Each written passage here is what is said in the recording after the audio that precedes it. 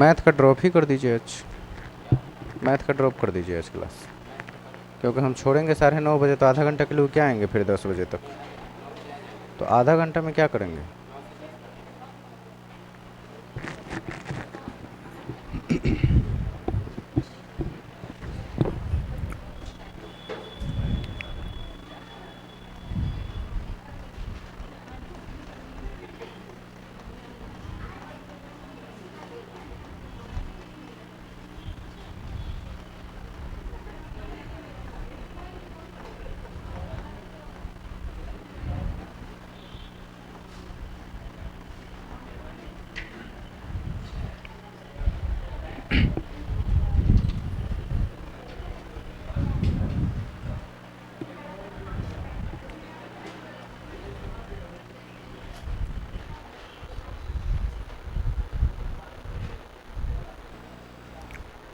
Topic लिखिए। सुबह में इतना ही लोग आता है, बाकी सब लोग बीपीएससी पास कर गए हैं ना।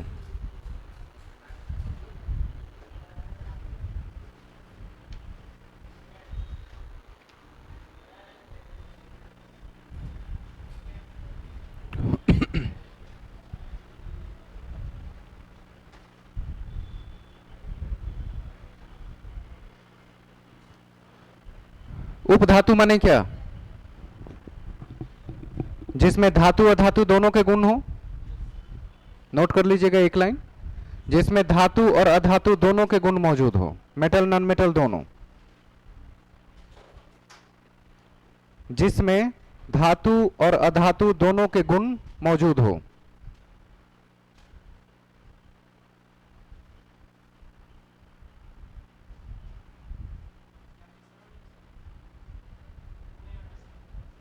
मिश्रण नहीं होता है, वो दूसरी चीज है, गुण की बात हो रही है। धातु और अधातु दोनों के गुण मौजूद हो, ठीक है।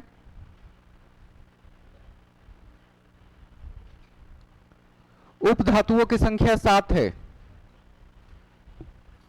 उपधातुओं की संख्या 7 है, नंबर्स के साथ लिखेंगे। नंबर 1 में लिखेंगे बोरॉन, बोरॉन। नंबर 2 सिलिकॉन, पहला है बोरॉन, दूसरा है सिलिकॉन, तीसरा आर्सेनिक,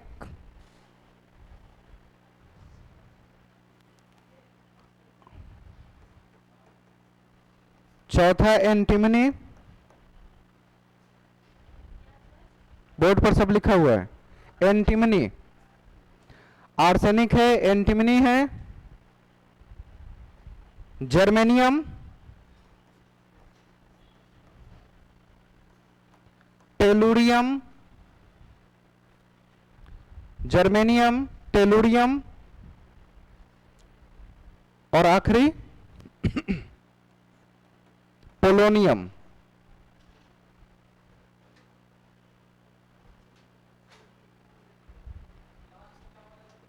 पोलोनियम, पोलोनियम।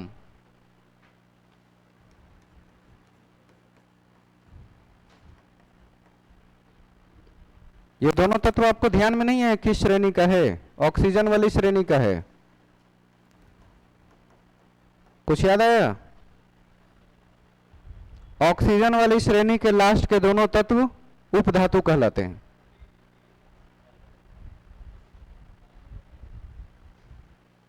और ये सब नाम आप पहले से ही जान रहे होंगे, जर्मेनियम, सिलिकॉन, आर्सेनिक, 2-3 नाम पहले से पता होता है।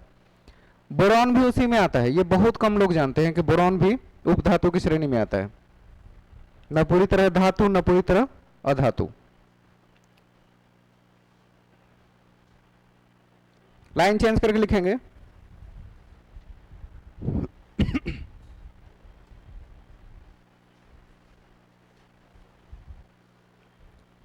इससे क्या क्या तैयार किए जाते हैं, जैसे पहले का नाम है बोरॉन कॉस्मिक रे।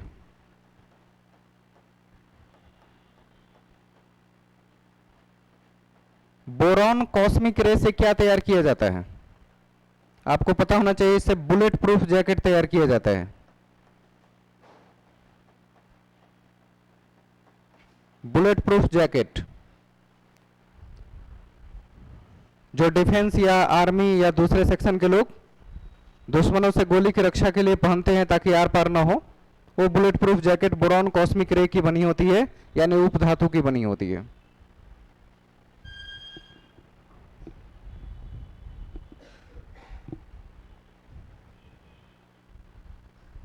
दूसरा नाम लिखेंगे बोरॉन कार्बाइड।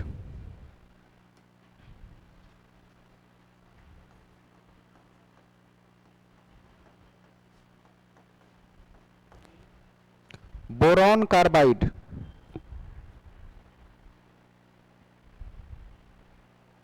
इसको नॉर्बाइड के नाम से भी जानते हैं, बोरॉन कार्बाइड या इसे नॉर्बाइड कहा जाता है, दो नाम है। इसका प्रयोग किस लिए होता है? इसके उप धातु से दुनिया की सबसे मजबूत, क्या कह सकते हैं वो, दुनिया की सबसे मजबूत उप धातु, और वो भी कृत्रिम रूप में, यानी मनुष्यों द्वारा जो तैयार किया जाता है, उसमें बोरॉन कार्बाइड का नाम सबसे पहला है। लिख लेंगे एक लाइन।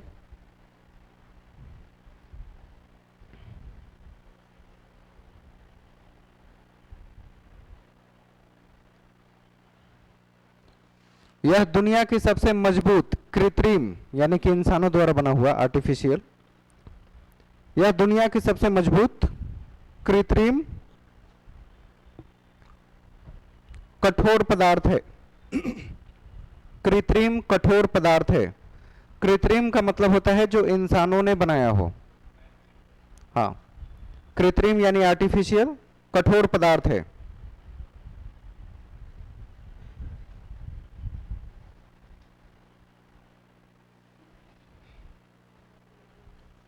एक पॉइंट और लिखेंगे,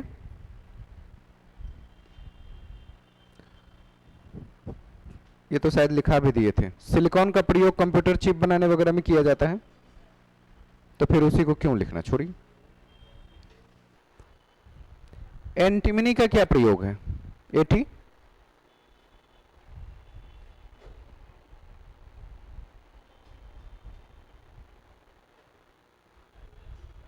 एंटीमनी का,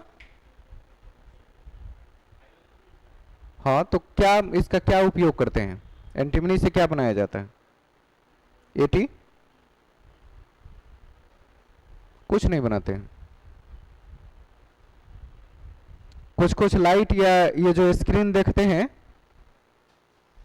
इसको जब कोई बना रहा हो, बेच रहा होता है, तो ऐसे करके दिखाता है, कहता है नो प्रॉब्लम, इस पर कोई असर नहीं होगा, इतनी मजबूत है। अब टीवी की तरह नहीं है कि लग गया तो चोट होके टूट गया या इसका स्क्रीन खराब हो गया, ऐसी कोई बात नहीं है। तो इसका मतलब है कि इसके जो चीजें बनी है, इसको मजबूत बनाने के लिए जिस तरह के उपधातु का प्रयोग किया गया है, तो कहीं भी क्रिस्टल टाइप का या चमक वाली चीजें या लिक्विड वाली चीजें नजर आएंगी तो समझ जाइए वहां क्या है, मेटल्स। तो वो उप धातु के रूप में होते हैं जिसमें दो धातुओं को मिश्रण करके उसे और मजबूती के साथ तैयार किया जाता है। एंटीमनी डिस्प्ले तैयार करने में काम किया जाता है, जनरल डिस्प्ले। मार्केट से जो खरीदते हैं सस्ते वाले डिस्प्ले, मोबाइल टूट जाने के बाद तुरंत खराब हो जाते हैं या फिर एक बार गिरा के खत्म हो गए, लेकिन कंपनी के साथ जो आते हैं वो इतना दिन तक क्यों चलता है? क्वालिटी की वजह से। तो यही सब फर्क है। और कोई नाम है इसमें? सिलिकॉन, इसकी चर्चा पहले भी हो चुकी है। उप धातु में यही 7 नाम है जिनके नाम छांटने के लिए अक्सर पूछा जाता है एग्जामिनेशन में, किसको छांट के बताइए कौन सा इसमें से उप धातु है। और कोई दिक्कत? चलिए नेक्स्ट की ओर आते हैं। सिलिकॉन चिप तैयार करने में किया जाता है जर्मेनियम का भी प्रयोग, और साथ ही साथ सोलर प्लेट तैयार करने में जर्मेनियम का प्रयोग करते हैं। ये लिखा हुआ है, पीछे देखिएगा आप, जब आपको मॉडर्न फिजिक्स पढ़ा रहे थे उस समय लिखवाए थे, सोलर प्लेट्स वगैरह में इसका तैयार किया गया था। अब हम लोग आगे बढ़ेंगे कार्बनिक कंपाउंड्स की ओर। एलिमेंट्स की चर्चा तीनों पार्ट में खत्म हो गई, अब हम जानेंगे कार्बनिक कंपाउंड्स, यानी कार्बनिक यौगिक। इसमें कुछ बेसिक चीजें हैं जो आपको जानने और समझने चाहिए। कार्बनिक कंपाउंड में स्पेशली जो हमें पढ़ना है उसका नाम है हाइड्रोकार्बन। क्लास 10 में आपको मिला होगा ये केमिस्ट्री में। हाइड्रोकार्बन यानी एल्केन, एल्कीन और अल्काइन, उसमें कार्बन और हाइड्रोजन दोनों होते हैं, इसलिए नाम क्या रखा जाता है? हाइड्रोकार्बन। सारे तत्वों को हाइड्रोकार्बन के नाम से जानते हैं। और हाइड्रोकार्बन में पार्ट होते हैं, एक को सैचुरेटेड हाइड्रोकार्बन कहा जाता है, सैचुरेटेड हाइड्रोकार्बन, और इसका दूसरा टाइप है अनसैचुरेटेड हाइड्रोकार्बन।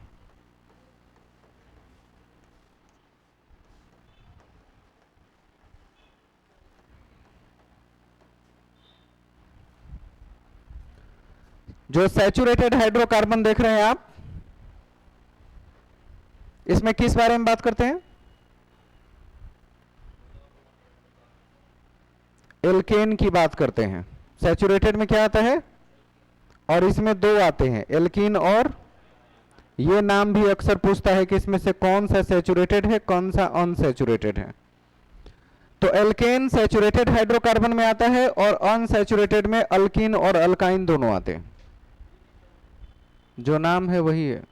अच्छा, इसको संतृप्त बोलते हैं, इसको असंतृप्त बोलते हैं। हाइड्रोकार्बन को तो हिंदी अंग्रेजी दोनों में वही लिखेंगे।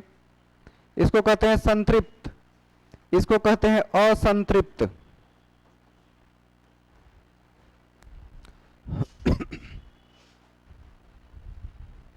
संतृप्त और असंतृप्त के रूप में इसे जानते हैं। पहले की चर्चा की जाए। एल्केन,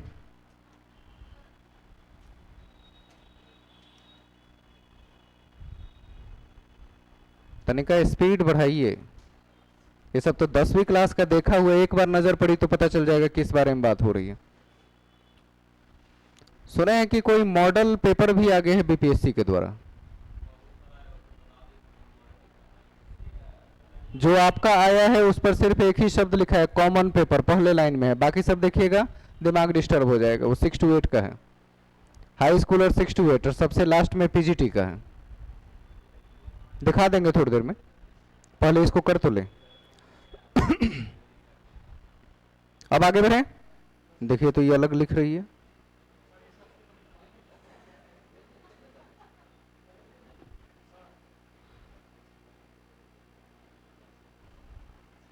आजकल मक्खियां भी पढ़ा सकती है।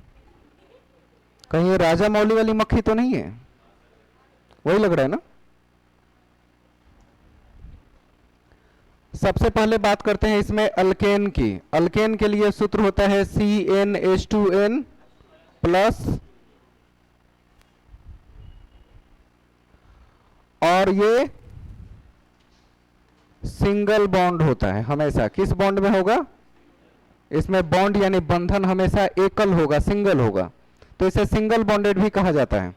CnH2n में आपको काम एक करना है कि कार्बन 1 से लेकर 30 तक का, कम से कम 1 से लेकर 30 तक का नामकरण करने आना चाहिए। तो नामकरण में कुछ बेसिक बातों को समझते हैं कि नामकरण कैसे किया जाता है। जैसे एक को केमिस्ट्री में क्या पढ़ते हैं? एक को छोड़ दीजिए। 0 को क्या पढ़ते हैं केमिस्ट्री में? 0 को नॉट पढ़ा जाता है। नॉट सुना था?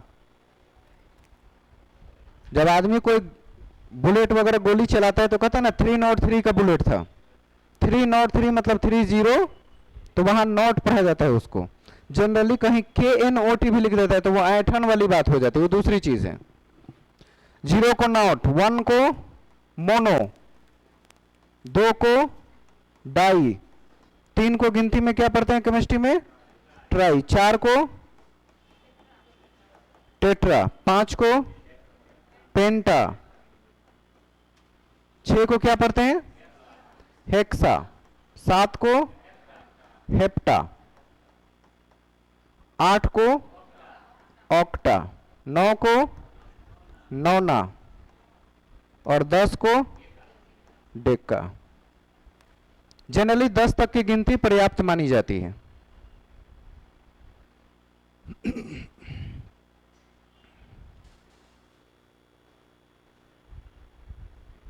और ये गिनती आपके नामकरण के लिए जरूरी है, इतना कम से कम ध्यान होना चाहिए।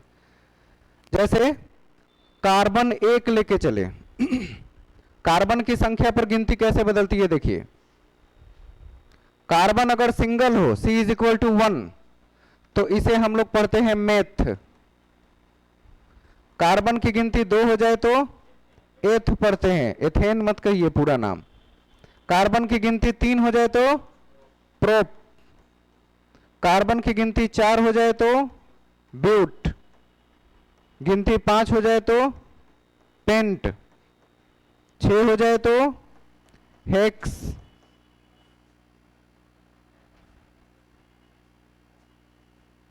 और 7 हो जाए तो हेप्ट। फिर वैसे ही ऑक्ट, नॉन और डेक पढ़ते हैं 8, 9, 10 में। अगर 8 हो जाए तो इसको पढ़ेंगे ऑक्ट।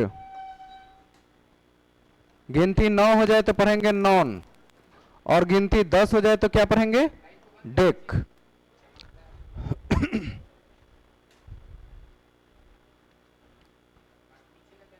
काफी है इतने?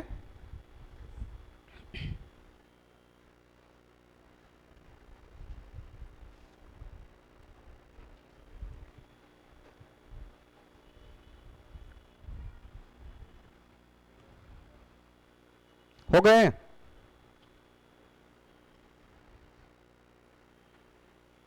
पहले लाइन में है कॉमन पेपर।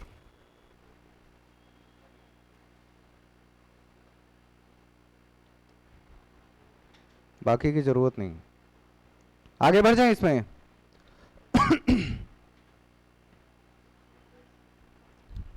ये सारे नाम पढ़े सुने जैसा लग रहा है ना?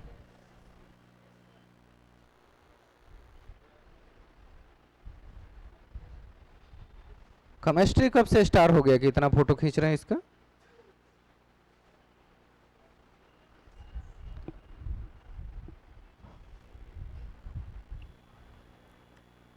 एक हफ्ते पहले एक नीट का स्टूडेंट मिला, वो बोला 4 साल से नीट का एग्जाम दे रहे हैं, रिजल्ट किसी की वजह से नहीं होता है, वो केमिस्ट्री है, नहीं समझ आता।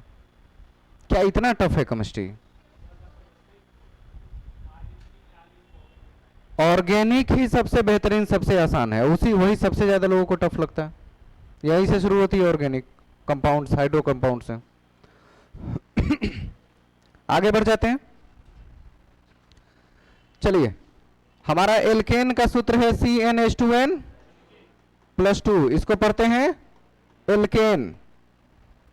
और एल्केन में अगर कार्बन की संख्या 1 रखा जाए, मतलब उसमें 1 किया जाए, n इज इक्वल टू 1, तो हमें क्या प्राप्त होगा? CH, कैलकुलेशन आप कर लीजिएगा, n की जगह पर 1 तो 2 एकम 2 और 2 4, और कार्बन 1 रहे तो वहां लिखने की जरूरत नहीं, जैसे पावर लिखने की जरूरत नहीं होती 1 रहे तो, वैसे ही यहाँ कार्बन 1 रहे तो केवल C लिख देना काफी रहेगा। लेकिन 1 से अधिक हो तो वहां मेंशन करना पड़ेगा। अगर n की संख्या यहाँ 2 हो जाए तो C2H, 2 दूना 4 और 2 6। वैसे ही n की संख्या 3 हो जाए तो C3 और H 8। अगर n की संख्या 4 हो जाए तो C4H 10। इन सब को लिखने का तरीका है और इसका नामकरण भी है। लिखने का क्या तरीका है? CH4 को बिल्कुल ऐसे लिखते हैं, इसके चारों तरफ 4 हाइड्रोजन दिख रहे हैं, क्योंकि कार्बन की वैलेंसी 4 होती है, इसलिए 4 से ज्यादा आसपास इलेक्ट्रॉन के साथ वो रिएक्शन नहीं कर सकती। कुछ याद आया?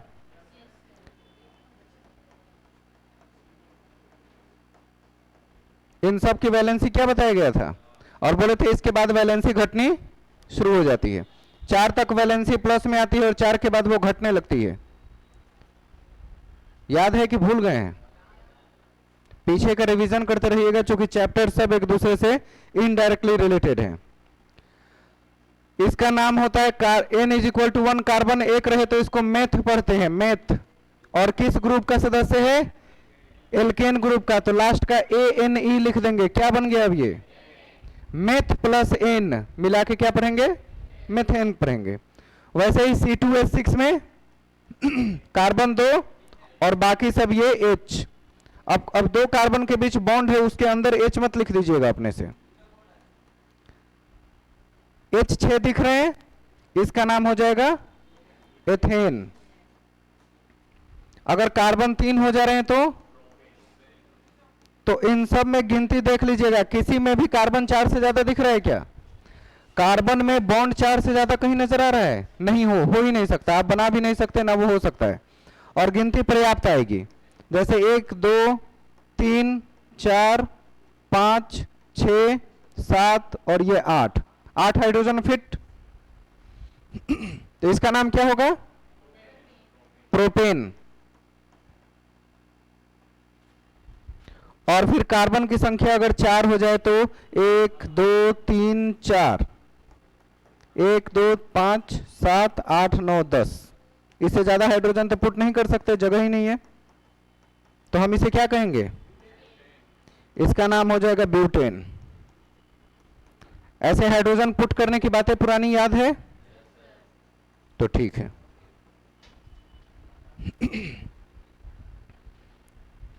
तो अब कार्बन के पास जो n की संख्या गिनती लिखी हुई थी, उसके आधार पर नामकरण नहीं कर सकते, कौन किस श्रेणी में आएगा? अभी पहला एग्जांपल सिर्फ मैंने दिया एल्केन का, और सबका नाम लिखा मेथेन, एथेन, सब एन ग्रुप का है, एल्केन ग्रुप का है, इसलिए उसके नाम के अंत में एन आना चाहिए। और सब किस बॉन्ड में होते हैं? Single bond. कार्बन भी और हाइड्रोजन भी दोनों सिंगल बॉन्ड में होते हैं। नोट कर लिए?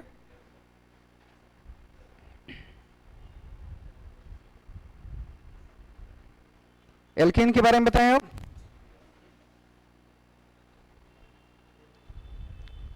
जहां ना समझ आए नामकरण में, वहां पूछ लीजिएगा, क्योंकि हम कोशिश कर रहे हैं पुरानी बातें याद आ जाए।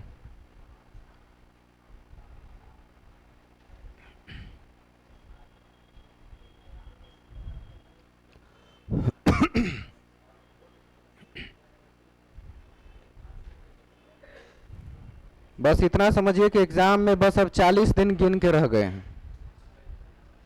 40 दिन एग्जाम,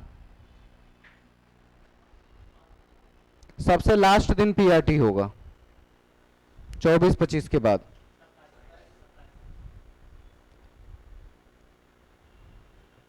जैसे पहले भी मैंने कहा था कि लैंग्वेज का कॉमन पेपर सेक्शन सबका अपना अलग बनेगा, और मेन पेपर एक सेट में अलग आएंगे, उसका ध्यान रखिएगा। लैंग्वेज पेपर का एग्जाम सबका कॉमन पहले हो जाएगा, उसके बाद सेकेंड शिफ्ट में हो सकता है कि उसके अपने मेन पेपर्स की परीक्षाएं हो जाए।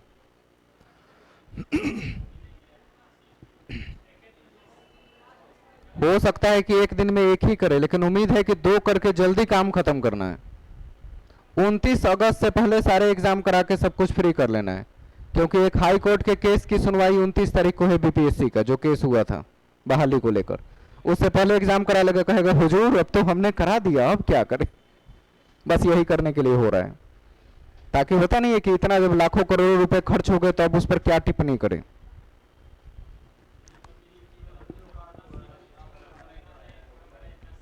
हम क्या बोले थे पहले? 57,000 सीट है, 5700 आदमी आ जाए तो बहुत है।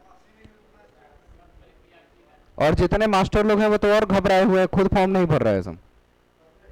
जो पहले से पीजीटी टीचर है, स्टेट क्वालिफाई है, वो भी नहीं भर रहे हैं। ना ना, हम ना भरेंगे, यही ठीक है। क्या किया? फॉर्म भर दिया।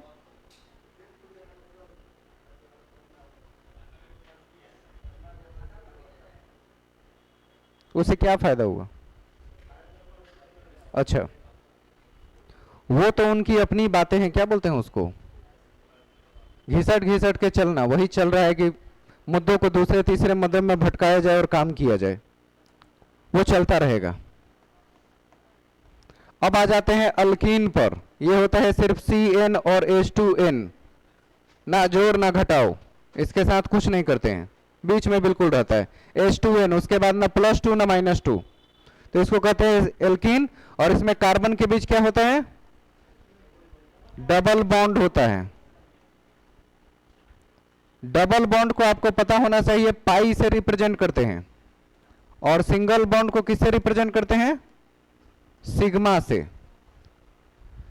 सिंगल बॉन्ड के लिए अगर कोई चिन्ह प्रस्तुत करने को कहे तो सिग्मा, और डबल बॉन्ड के लिए पाई, और जहां ट्रिपल बॉन्ड हो जाए वहां दोनों। अगर 3 बॉन्ड हो जाए मतलब एक डबल बॉन्ड में एक पाई और एक सिग्मा दोनों रहेंगे। तो अभी हम बात करें एल्कीन जिसमें क्या होता है, ये वाला होता है डबल बॉन्ड। फॉर्मूला आप देख ही लिए। अगर हम इसको ऐसे अरेंज करें, CN मतलब N इज इक्वल टू 1 लेके चले, तो कार्बन एक और हाइड्रोजन कितने हो जाएंगे? ये कभी सेट हो सकता है? जब भी चाहिए हाइड्रोजन 4 चाहिए, चूंकि कार्बन की संयोजकता कितनी होती है। तो इसलिए अल्कीन और अल्काइन जो कि दोनों असंतृप्त हाइड्रोकार्बन है, इनकी गिनती 1 से शुरू ही नहीं होती। सिंगल बॉन्ड की गिनती N इक्वल टू 1 से शुरू होगी, लेकिन अल्कीन और अल्काइन जो दोनों अनसैचुरेटेड हाइड्रोकार्बन है, उनकी गिनती कहां शुरू होगी? 2 से। और तीसरे का 3 से मत शुरू कर दीजिएगा। तो यहां शुरू करते हैं N इज इक्वल टू 2, चूंकि डबल बॉन्ड की जरूरत होती है। तो N इज इक्वल टू 2, तो कार्बन 2 और हाइड्रोजन 2 दूना 4। फॉर्मूला देख रहे हैं ना? अगर N की संख्या 2 हो तो कार्बन 2 हो गए, हाइड्रोजन 2 दूना 4। इसको लिखेंगे कैसे? कार्बन 2 है तो ऐसे लिखेंगे C डबल बॉन्ड C, और ऐसे ऐसे करके सेट कर देंगे 2 हाइड्रोजन। अब देखिए तो कार्बन के चारों तरफ 4 दिख रहे हैं, 2 यहां बीच में और 3 और 4 गिनती हो गई।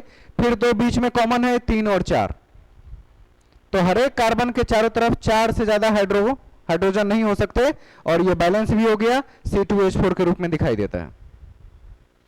डबल बॉन्ड के बीच में जो रिप्रेजेंटेशन होता है वो किस रूप में होता है? पाई के रूप में।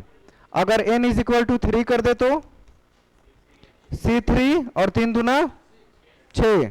इसको कैसे लिखेंगे? अब बार बार डबल बॉन्ड नहीं दिया जाता है। कार्बन में कहीं एक जगह, आपको मन करे तो पहले या मन करे तो बाद में, कहीं एक जगह डबल बॉन्ड होना चाहिए। 2 जगह डबल बॉन्ड दे देंगे तब भी गलत हो जाएगा। तो कार्बन की पूरी सीरीज में कहीं भी एक जगह हम डबल बॉन्ड का प्रयोग करते हैं और बाकी जगह हाइड्रोजन को फिट करते हैं। कार्बन 2 यहां है और 1 यहां है, तो यहां सिर्फ 1 की जरूरत है। 2 यहां है तो सिर्फ 2 की जरूरत है। ऐसे बात समझ रहे हैं? गिनती करते हुए लगाना है। तो हाइड्रोजन को काउंट कर लेते हैं, 1 2 3 4 5 और 6। 6 ही हाइड्रोजन है ना, फिट हो गए। और प्रत्येक कार्बन के चारों तरफ कितने हाइड्रोजन दिख रहे हैं? 4। इस कार्बन के चारों तरफ देखिए 4 दिख रहे हैं, इस कार्बन के तरफ भी 2 इधर, और ये 2 मिला के 4 हो गए। और इस कार्बन में इस तरफ 2 है, ये दोनों मिला के 4 हो गए। तो कार्बन के चारों तरफ कभी भी 4 से ज्यादा हाइड्रोजन नहीं हो सकते हैं। अगर आप गलती से यहां ऊपर भी लगा दीजिएगा तो 2 2 4 1 5 हो गया, गलत हो गए। गिनती जरूर कर लीजिएगा। हाँ, फिर कोई एक हटा देना पड़ेगा। अगर N इज इक्वल टू 4 रखे तो C4 और H 8 हो गए। तो ये कार्बन, अब आप क्या चाह रहे हैं, हम कहां डबल बॉन्ड दे दें? हमारी मर्जी के ऊपर है, कहीं भी दे सकते हैं। बीच में दे देते हैं, आपकी खुशी। C4H8। अब हाइड्रोजन की गिनती देखते हैं। यहां 1 है तो 3 हाइड्रोजन की जरूरत है।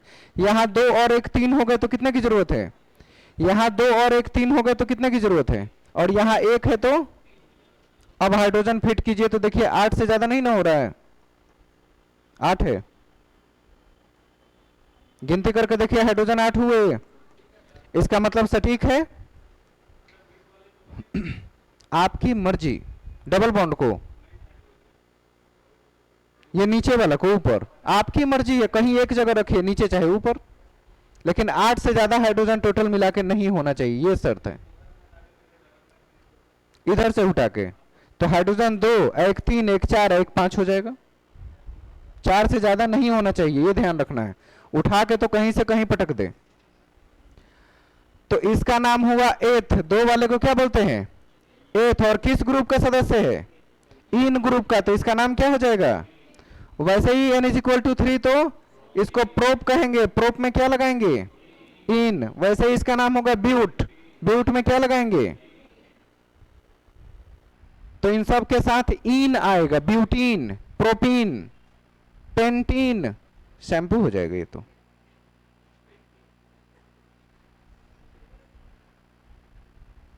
वैसे शैम्पू का नाम पांटीन होता है, पेंटीन नहीं होता। हाँ, वो PA होता है, यहाँ PE होता है, पेंटीन।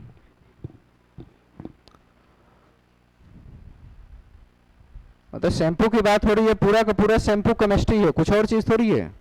पीछे उलट के देखिएगा, उस पर सारे केमिकल के नाम लिखे होते हैं कि उसमें क्या क्या मौजूद है। तो कोई प्रोडक्ट जो आप देख रहे हैं उसमें केमिकल्स ही होते हैं और केमिस्ट्री उसमें रहेगी। तो ये एल्कीन भी हो गया। अल्काइन को देख लिया जाए, मिटा दे इसको, नामकरण करने आएगा। सब सेक्शन का कम से कम 20 तक का नामकरण कर लीजिएगा। 20 तक ज्यादा नहीं हो जाएगा, तीनों में 10-10 तक कर लीजिएगा, ठीक है, 30 हो जाएंगे टोटल। कौन सा? मतलब कहां तक ले जाएंगे उसको हम? यहां से गांधी मैदान तक लिखना पड़ेगा लंबा। मतलब 10 तक कम से कम सबका नामकरण आप लिख लीजिएगा। हम एग्जाम्पल में कुछ ही बता रहे हैं आपको। अब हम आ जाते हैं सेक्शन अल्काइन पर। अल्काइन होता है CnH2n-2। अभी समझ लीजिए, बाद में बातचीत कर लीजिएगा। अल्काइन में CnH2n-2, इसमें ट्रिपल बॉन्ड होता है।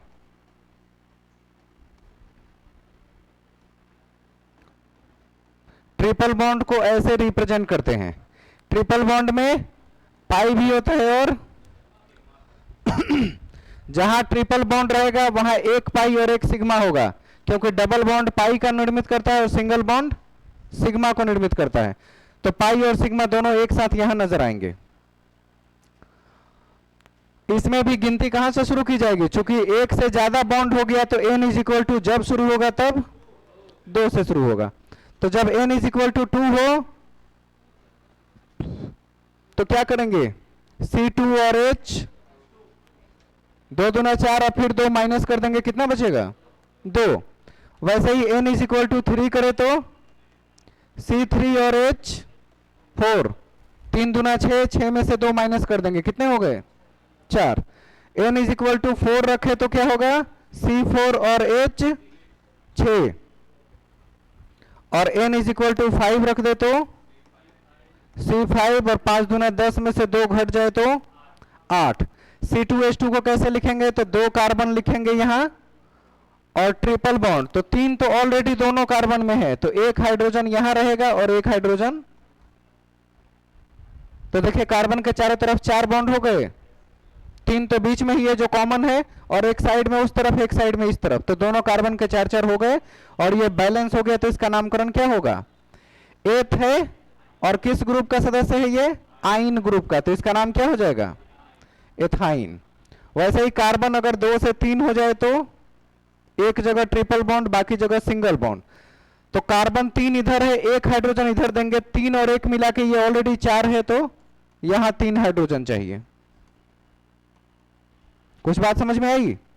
यहां 3 और ये 1 मिला के इस कार्बन का 4 पूरा है, तो एक भी हाइड्रोजन वहां नहीं रख सकते हम, क्योंकि उसका अष्टक कंप्लीट हो गया। तो 3 हाइड्रोजन इधर रखेंगे, एक इधर, 4 हो गए, C3H4 का काम हो गया। और इसका नाम क्या होगा? प्रोप और आइन, प्रोपाइन हो जाएगा। वैसे ही कार्बन 4 वाला देखे तो इसमें ट्रिपल बॉन्ड आप जहां चाहे वहां लगा दें, हमको मन कर रहा है कि शुरू में ही लगा दें, तो मेरा मन है 3 इधर है तो एक हाइड्रोजन इधर रखेंगे, 4 हो गया। ये 3 और 1 4 हो चुके हैं, और यहां पहले से 2 है तो 2 और डाल देते हैं, 4 हो गए, और यहां 3 हाइड्रोजन डाल देंगे तो 4 हो जाएंगे। हाइड्रोजन को पुट करने की कला को सीखिएगा, गलती नहीं होगी आपसे। गिनती करते हुए हाइड्रोजन को सेट करेंगे। अब देखिए हाइड्रोजन 3, 2 5 और 1 6 हो गए, इतना ही था ना? कार्बन 4 और हाइड्रोजन 6, इसका नाम क्या हो जाएगा? पेंट कब से आ गया इसमें? 5 को पेंटाइन कहते हैं ना, इसका नाम ब्यूटाइन है।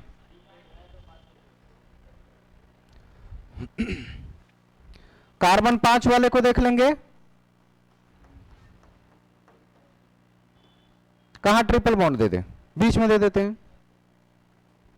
यहां एक बॉन्ड है तो 3 और चाहिए, 4 हो गए, ये दोनों मिला के 2 हुए तो 2 यहां दे देते हैं। ये 3 और 1 4 पूरा है, ये भी 3 और 1 4 पूरा है, तो बाकी इसको पूरा कर देंगे और हाइड्रोजन को फिट कर देंगे यहां।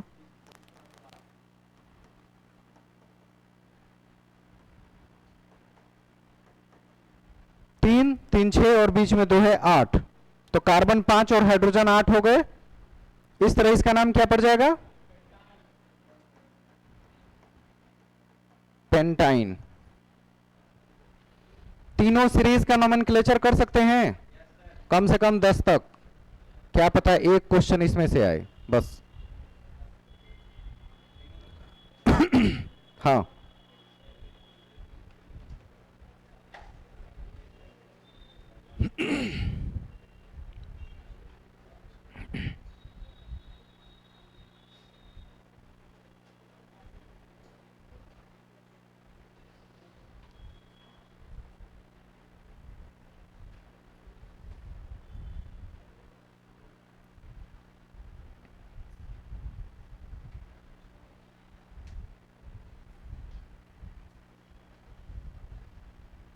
नामकरण का लेवल थोड़ा सा और बढ़ा दें। चलिए तब एरोमेटिक की तरफ आ जाते हैं। आगे बढ़ जाए ना। अब एरोमेटिक कंपाउंड्स को देखते हैं।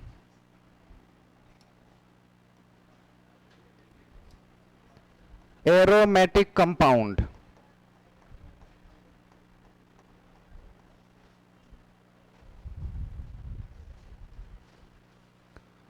इसको एरोमेटिक यौगिक के नाम से भी जाना जाता है। क्या कहते हैं इसको? एरोमेटिक यौगिक। एरोमेटिक को एरोमेटिक ही कहा जाता है। इसमें प्रमुख नाम आता है बेंजीन का, टोल्यूइन का, ये सब। तो एरोमेटिक कंपाउंड का मतलब है जो क्लोज्ड कंपाउंड के रूप में ऐसी रचना का निर्माण करते हैं। और इसमें अल्टरनेट पर डबल बॉन्ड लगे होते हैं, अल्टरनेट पर। यानी कि जहां जितने ये पॉइंट्स दिख रहे हैं ये सब सी को रिप्रेजेंट कर रहा है। जितने पॉइंट्स बिंदु है वो सब क्या है?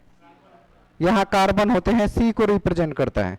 और इसके जो सब जगह हाइड्रोजन होते हैं, कार्बन के साथ एक एक हाइड्रोजन, तो इसे कहा जाता है C6 है। तो H भी कितने हैं? इसको C6H6 कहते हैं और इसका नाम हो जाता है बेंजीन।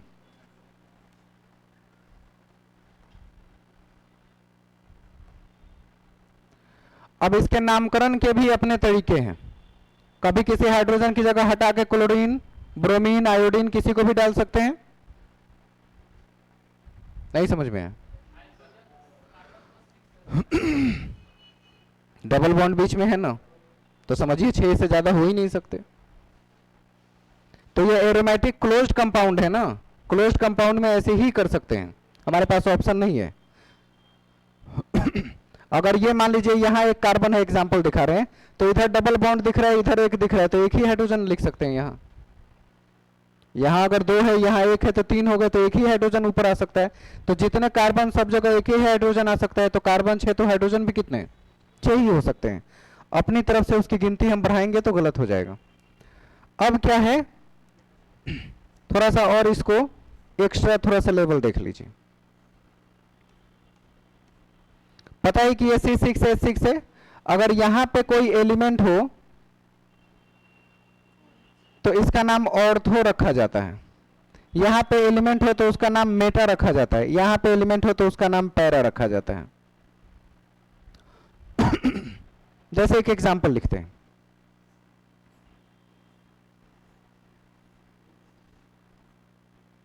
बाकी सब जगह तो हाइड्रोजन है। मान लीजिए हम यहां हाइड्रोजन की जगह एक क्लोरीन लिख दे।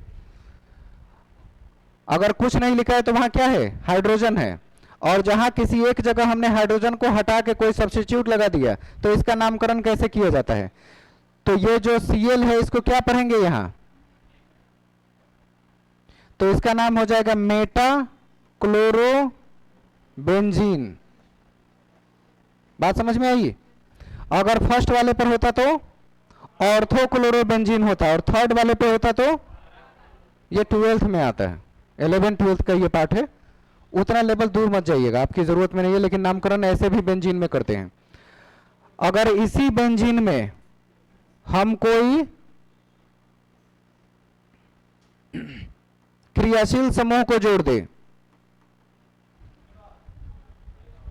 मान लीजिए क्रियाशील समूह OH माने अल्कोहल को जोड़ दिया जाए, तो इसका नाम हो जाएगा,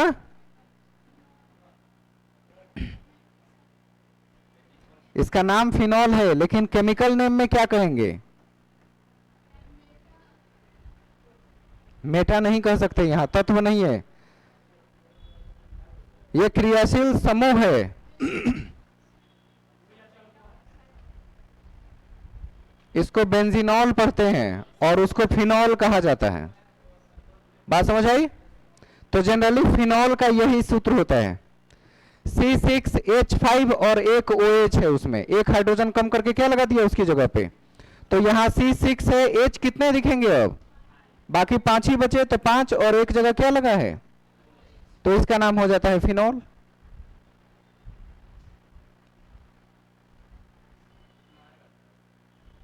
कह तो रहे हैं कि नहीं आएगा? आपने कहा थोड़ा सा लेवल बढ़ा दीजिए, तो बढ़ा के दिखा रहे हैं, उसकी जरूरत आपको नहीं पड़ेगी।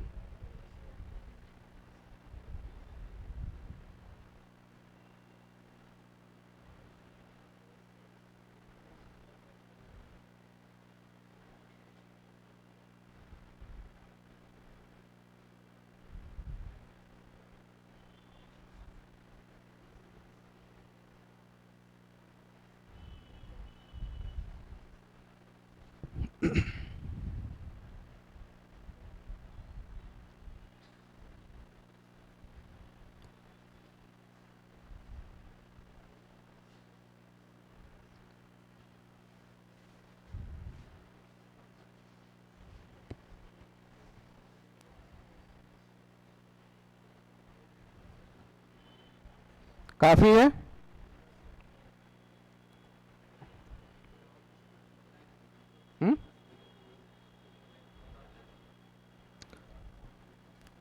देखिए एरोमेटिक कंपाउंड में 6 कार्बन और 6 हाइड्रोजन होते हैं, ये तो बात पता है। लेकिन अगर किसी एक जगह भी हाइड्रोजन को हटा के उसकी जगह पे कोई दूसरा एलिमेंट रखा जाए इसको क्रियाशील समूह कहते हैं, एलिमेंट नहीं कहते। लेकिन इसमें एलिमेंट क्लोरीन को कह सकते हैं, ब्रोमीन को कह सकते हैं, आयोडीन को कह सकते हैं, कोई भी एलिमेंट ले लीजिए जो उसके साथ रिएक्शन करता है। आपको पता है कि सबसे ज्यादा रिएक्टिव तत्व हेलोजन ग्रुप का ही होता है, फ्लोरीन, क्लोरीन, ब्रोमीन, आयोडीन, यही सब होता है। तो इनमें से अगर नामकरण करने के तरीके पे ले ले, एक हाइड्रोजन की जगह हमने क्लोरीन ले लिया, तो ध्यान ये रखना है कि अगर यहाँ पे किसी दूसरे तत्व को रख रहे हैं तो इसका नाम ऑर्थो रखा जाता है, और इस सेकंड वाले पे रख रहे हैं तो मेटा, और थर्ड वाले पे रखते हैं तो पैरा। मतलब नामकरण करने में यह शब्द होना चाहिए। पैरा बता रहा है कि चित्र न भी दिखाई दे तो वो कितने नंबर पर दिखेगा? पैरा नाम होने का मतलब, पैरा लिख के अगर मैं आपको नाम दूं और कहूं कि इसका इमेज बनाइए, तो आप पैरा का मतलब ऐसे सेट कर लेंगे, ऑर्थो, मेटा, पैरा, तीसरे नंबर पे क्लोरीन रखना है। क्लोरीन कहीं भी रख सकते हैं, नामकरण हो जाएगा। लेकिन अगर इन तीनों में से कोई भी नाम देकर और तब नामकरण किया जाए, आपको चित्र बनाने के लिए कहा जाए, तो आपको पता होना चाहिए कि किस नाम के सामने कौन सा चीज रखना है। तो बस इतना ही का फर्क है। हमने एक चित्र बनाया और यहाँ पे क्लोरीन को रखा, क्लोरीन को रखने के बाद देखा कि ये ऑर्थो है, ये मेटा है, और यहाँ पे पैरा होता है, तो ये जो मेटा है इससे वजह से इसका नाम हो जाएगा मेटा क्लोरोबेंजीन। अगर इसको यहाँ रखते तो नाम क्या होता? Para chlorobenzene. और एक नंबर पे रखते तो वो उसके नंबर को या स्थान को निर्धारित करता है, जिसे ऑर्थो, मेटा या पैरा के नाम से जाना जाता है। ध्यान रहेगा? ठीक।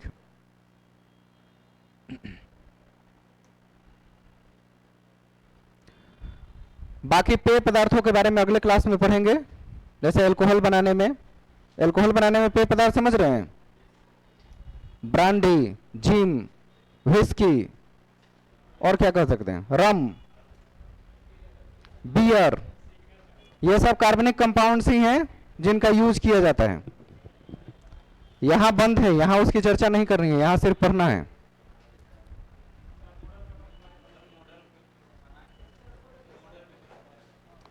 मॉडल पेपर दीजिएगा जरा सा, किसमें है?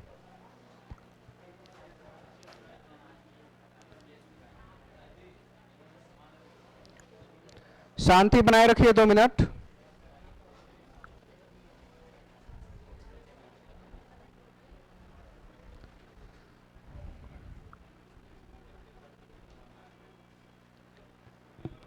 आपका जो मॉडल सेट आया है उसमें कोई क्वेश्चन नहीं है, नंबर दिया हुआ है कितने कितने क्वेश्चन रहेंगे, जो पहले से पता है।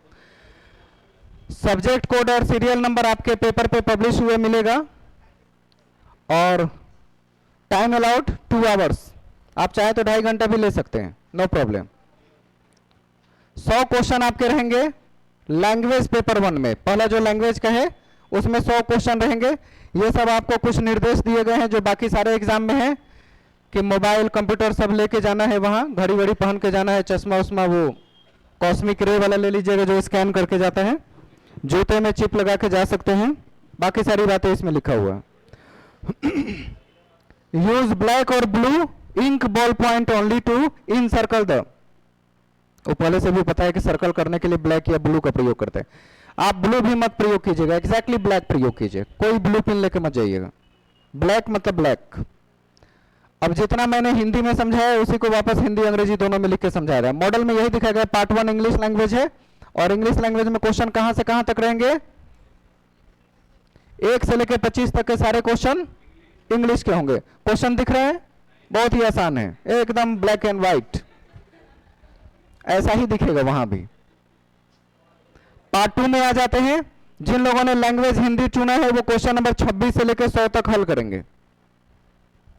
बाकी जितने लोग हिंदी से जा रहे हैं वो 26 से लेकर 100 तक। अब इसमें कुछ लोगों ने उर्दू भी ऑप्ट किया हुआ है, तो उर्दू भी 26 नंबर से शुरू होगी, वो भी 26 से लेकर 100 तक। आप कौन सा चूज किया है वही हल कीजिएगा, ऐसा नहीं कि मिल सब गया है, सबको थोड़ा थोड़ा कर देते हैं। अब एग्जामिनर कंफ्यूज कि कौन से वाले में इसको रिजल्ट दें हम, उर्दू से कि हिंदी से कि बंगाली से। और जिनका लैंग्वेज बंगाली होगा वो भी क्वेश्चन नंबर 26 से लेकर 100 तक के प्रश्नों को हल करेंगे। इसमें कितना लाना है, मिनिमम 30%। हाँ, क्या चाह रहे हैं, एक ही मिला लें,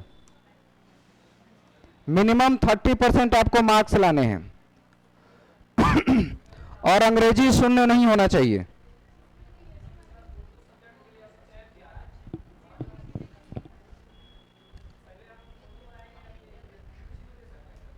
आप ऊपर नीचे 100 क्वेश्चन करना है आपको, उर्दू ही बनाइएगा, दूसरा क्यों बनाएगा, अंग्रेजी और उर्दू। ये सिर्फ क्वालिफाइंग है, इससे आपका मेरिट नहीं बनने जा रहा है। बाकी लोग यही कंफ्यूज है कि उर्दू में मेरा नंबर कम हो जाएगा तो क्या हो जाएगा, कुछ नहीं होना, ये सिर्फ क्वालिफाइंग पेपर है। आपको भाषा आती है कि नहीं आती है, बस इतनी जानकारी दे दीजिए। बात समझ आई, दोनों मिला के 30%, लेकिन अंग्रेजी 0 नहीं होना चाहिए। अंग्रेजी 0 हो गया तो फिर से मंत्री जी आके कहेंगे कि हमारे देश के शिक्षकों को कुछ नहीं आता है। अंग्रेजी 0, बातचीत फिर शुरू हो गई, कौन बात करे, उसी को यहां बुला देते हैं, बताए। इसके बाद ये होगी आपकी OMR शीट, जो सबसे ज्यादा आसान है अब तक, बहुत ज्यादा डिटेल्स भरने को नहीं है। अपना रोल नंबर भर दीजिएगा पड़ोसी में से देख के, अक्सर यही होता है। जो लोग एग्जाम देने जाते हैं वो इस बात का ध्यान नहीं रखते, किसी से पूछते हैं दिखाओ ना कैसे भरे हो, तो वो दिखा देता है, उसका वाला सब छाप लेते हैं। इसमें एक आदमी ऐसा मौजूद है जिनके साथ ऐसी घटनाएं कई बार घटती है, अभी मत कहिए नहीं तो फिर से नजर लग जाएगी। जन्म तिथि अपना ही डालना है, जन्म तिथि अपना डालना है, अपना, नहीं तो लोगों को जन्म तिथि किसका याद रहता है वो हमको भी अच्छे से पता है। मुख्य पेपर जो आपका सब्जेक्ट है सामान्य अध्ययन, और उसी का ये OMR शीट है। और रोल नंबर अपना भर के कलर कर लीजिएगा। कलर पहले देख देख के मत कीजिएगा, जैसे नंबर भरे ना सब पे डॉट लगा दीजिएगा और एक बार कंफर्म कर लीजिएगा कि सही डॉट लगाए कि नहीं, और तब उसको कलर कीजिएगा। कुछ लोग बिना डॉट लगाए जल्दी जल्दी कलर करते हैं, एक भी डिजिट आगे पीछे हुआ उसके बाद खुरसते रहेंगे बैठ के ब्लेड से लेके। ये गलती नहीं, आराम से भरिएगा, कोई जल्दी नहीं होती, ये सही भराएगा तभी रिजल्ट होना है। एग्जाम में 2 क्वेश्चन कम बनाइए लेकिन OMR शीट सही भर के आइए। प्रश्न पुस्तिका श्रृंखला आपको मिलेगी ABCD 4 में से जो आपका होगा वो आप फीड करेंगे, और यहाँ इसको लिख के यहाँ कलर कर दीजिएगा कि वही हमारा OMR शीट में रहेगा, उसी के हिसाब से पेपर चेक होंगे। और क्वेश्चन नंबर 1 से लेके 120 तक मत रंगिएगा, कारण क्योंकि निगेटिव मार्किंग है। ऐसा नहीं कि आए चाहे ना आए सबको खूब बढ़िया गोल गोल ब्लैक कलर बना दो, क्या कहते हैं उसको गांव में, ब्लैक कलर वाला टिकुली, ऐसा लगेगा कोई चिपका दिया, टिकुली सुना है कभी, तो वो मत कीजिएगा। आपको 70 प्रश्न आते हैं 120 में, नो प्रॉब्लम। 60 प्रश्न आते हैं, 70 प्रश्न आते हैं, मिनिमम 40% के ऊपर नंबर ला देना है आपको। और अभी भी फॉर्म बहुत ज्यादा, जितनी उम्मीद थी उतना फॉर्म नहीं गिरा है, 4.5 से 5 लाख अभी तक फॉर्म आया है। रजिस्ट्रेशन हो चुका है बहुत ज्यादा, लेकिन डॉक्यूमेंट कंप्लीट ना होने की वजह से बहुत लोगों के फॉर्म रुक रहे हैं। तो इसलिए 5 लाख के आसपास अभी तक भरा गया है। अभी कल तक समय है, हो सकता है 1 लाख और बढ़ जाए या 2 लाख बढ़ जाए, तभी 7 लाख, लेकिन उम्मीद था 10 लाख से ज्यादा का, नहीं हुआ। तो हाहाकार मचाने की जरूरत नहीं है। निगेटिव मार्किंग है, अपने हाथ को रस्सी वस्सी से बांध के लेके जाइएगा कि न चाहते हुए भी मत रंग लीजिएगा आंख बंद करके कि नहीं आ रहा है, फिर भी रंग देते हैं। 40% कम से कम नंबर लाना है। इसके ऊपर जो लाएगा उनकी मेरिट बनेगी, और मेरिट हमेशा ऊपर से बनती है, नीचे से नहीं बनती। 40 ला भी दीजिएगा तो कोई फर्क नहीं पड़ेगा, क्योंकि जो लोग 90 लाए हैं, 90 से 60 के बीच में सब सीट कंप्लीट तो खत्म, 59 वाले को नहीं लिया जाएगा।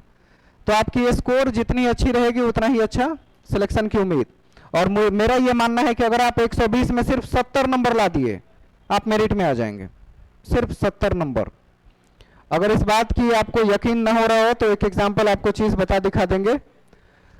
यहां देखिए, उम्मीदवार का हस्ताक्षर हिंदी में लिखा हुआ है। जल्दबाजी में कोई भी सिग्नेचर गलत मत कर दीजिएगा, इधर वाला राइट, राइट वाला लेफ्ट में। वो पेपर कैंसिल करके हटा दिया जाएगा और आपके रिजल्ट में एक नाम लिखा रहेगा पेंडिंग। एक भी गलती OMR पर नहीं होनी चाहिए। बहुत सोच समझ के काम कीजिएगा। अंग्रेजी में लिखा है, अंग्रेजी में साइन कीजिए, और इन्विजिलेटर का सिग्नेचर जरूर होना चाहिए। अगर वो ना किया है तो बुला के करवाइएगा, सर यहाँ सिग्नेचर कीजिए। अगर वो अधूरा है तो समझिए कि आप पेपर बाहर कहीं लेके दिए हुए हैं, चोरी वाली बात आ जाएगी। इन्विजिलेटर का सिग्नेचर होना जरूरी है ताकि लगे कि आप एग्जाम हॉल में परीक्षा दिए। ध्यान रहेगा। वो PRT का हो गया। ये TGT का सेक्शन है, जिसका जो सेकेंडरी एजुकेशन में अपना पेपर रहेगा, हाई स्कूल में वो लोग अपने पेपर को ऑप्ट करेंगे। हिस्ट्री, ज्योग्राफी, हिस्ट्री या ज्योग्राफी दोनों में से कोई एक तो रहेगा ही उनका, और बाकी में से कोई एक ऑप्ट करना है। एक तो ऑलरेडी खाली पड़ा हुआ है तो दूसरा ऑप्ट करेंगे। तो अगर एक हिस्ट्री ऑप्ट कर लिया तो हिस्ट्री में उसके बाद ज्योग्राफी, इकोनॉमिक्स, पॉलिटी, कोई भी एक सेक्शन आपका होना चाहिए। हिस्ट्री और ज्योग्राफी कंपलसरी है, दोनों में से एक ऑनर्स में या सब्सिडरी में आपका पेपर होना ही चाहिए। 2 पेपर का ही देना है। अभी तक यही पता है।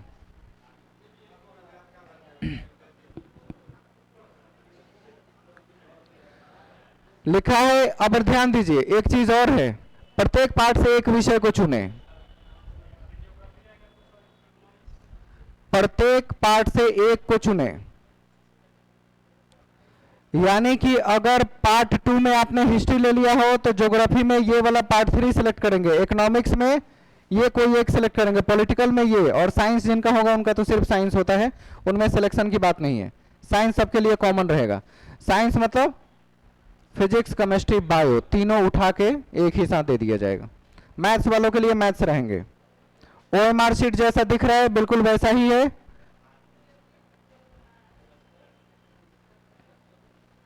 देख रहे हैं ना, 40-40 का सेक्शन बना दिया गया है। एक सेक्शन 40 का, फिर इधर दूसरा सेक्शन 40 का। मतलब मेन पेपर जो आप अपना सॉल्व करेंगे वो 2 सब्जेक्ट का चुनाव करेंगे, वो 40-40 क्वेश्चन सॉल्व करना है। 80 नंबर में 2 मेन पेपर होंगे। TGT तो किसी का नहीं है तो हम समझा क्यों रहे हैं इतना। और वैसे ही PGT में ये जो लैंग्वेज पेपर है, आप इंग्लिश के अलावा कौन सा लैंग्वेज दे रहे हैं उसका भी है। लैंग्वेज पेपर में इंग्लिश के अलावा आप हिंदी दे रहे हैं, चाहे उर्दू चाहे पॉलिटी, कोई एक सिलेक्ट करेंगे। लिखा है चूज 1 लैंग्वेज। इंग्लिश कंपलसरी है, इसलिए वहां चूज करने की बात नहीं है, लेकिन इन तीनों में से हम चूज कर सकते हैं, इसको अलग कर सकते हैं।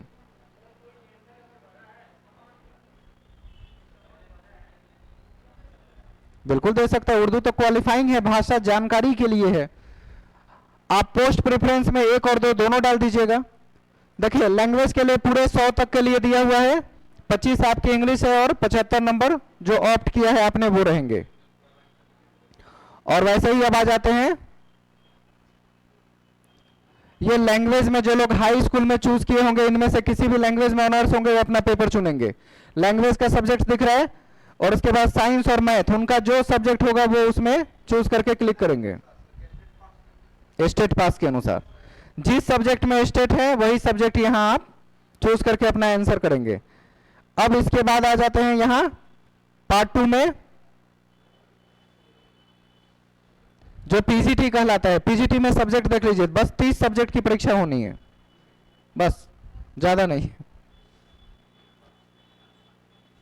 और सब में 200 आदमी मिल गया तो बहुत है सब्जेक्ट वाइज। ये सब लैंग्वेज के पेपर हो गए। यहां तक कि प्रकृत भाषा की भी 12th में परीक्षा होनी है। Mathematics, botany, zoology, entrepreneurship, computer science, history, music, Magahi, Bhojpuri सब है। तो 30 पेपर्स है, उसमें आपका पीजीटी में कौन पेपर है जो आप स्टेट क्वालिफाइंग है वही लोग डालेंगे। अरे तो आपकी पीजीटी की तैयारी हो रही है नहीं ना, तो फिर उस बारे में क्यों विचार कर रहे हैं। जिनको होगा उनको बताइएगा। हो सकता है कि आपके घर से आपके दोस्त कोई परीक्षा देने जाए, उनको बता दीजिएगा कि वो सही जानकारी लेके जाए। इस तरह से टोटल 120 का क्वेश्चन सेट होगा। इसी के बेस पे बनेगा तो कट ऑफ मिलेगा उसका। ओबीसी में 5 नंबर का जनरल से अंतर रहेगा कट ऑफ में, और कभी कभी 1-2 नंबर का भी अंतर होता है। जनरल 80 नंबर तो ओबीसी 78 नंबर, क्योंकि ओबीसी वाले लोग अब उखड़ के सामने आ गए हैं पूरे ताकत के साथ कि हम भी बराबर हैं, तो कट ऑफ का अंतर ज़्यादा नहीं रह रहा है। पेमेंट में अंतर है ओबीसी जनरल में, तो कट ऑफ में भी माइनर अंतर ही रहेगा, ज़्यादा नहीं है। एससी एसटी का तो अभी भी बहुत ठीक है, 15-15 नंबर आगे पीछे होते हैं। जनरल और ओबीसी का डिफरेंस धीरे धीरे समाप्त हो गया है, आपको कोई फायदा नहीं मिलेगा। अगर आप ओबीसी डालते हैं तो आप कुआं के मेढक हैं। ओबीसी का मतलब है कि आप ओबीसी में ही सिमट के रह जाइएगा, बिहार टॉपर क्यों ना हो। ओबीसी वाला कितना भी नंबर ला देगा, उसको जनरल में ट्रांसफर नहीं किया जा रहा है। ये रूल खत्म हो गए पहले जैसे। लिखा हुआ है लेकिन नहीं मान कौन रहा है, नहीं है, अभी नहीं किया जा रहा है। बिहार में तो और मना कर दिया उसको, यूपी में तो हटा ही दिया पूरी तरह से। वजह यह है कि बराबरी पे आई है। अभी तक तो नहीं कर रहा है पिछले 3 साल से, तो आप उसकी उम्मीद मत कीजिएगा। यूपीएससी, बीपीएससी और दूसरे स्टेट के पीसीएस में रिजल्ट का देखिएगा, नहीं है। आप जिस टॉपर लिस्ट में, उस टॉपर में, उसी श्रेणी में रह जाइएगा, भले इंडिया टॉपर क्यों ना हो, फायदा नहीं है। हमसे कोई पूछ रहा है तो कहें सामान्य में डालो, किसी को भी नहीं कहा कैटेगरी में डालने के लिए। बहुत फायदा है सामान्य में रहने का। अब आप अपनी योग्यता साबित कर सकते हैं, सामान्य में तो क्यों जा रहे हैं उसको करने। पिछली बार की बात अलग है, अब वो दिन खत्म हुए। बात आपको समझ में आ गई? सब लोग आ गए हैं कि अभी भी कुछ लोग आने बाकी हैं? 2-3 चीज मुझे बताइएगा, 5 मिनट और समय लेंगे। आपकी सिलेबस एनालिसिस,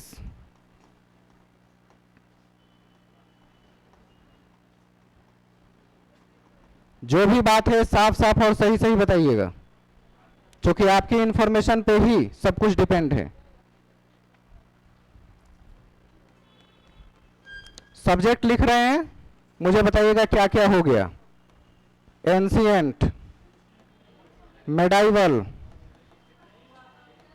मॉडर्न,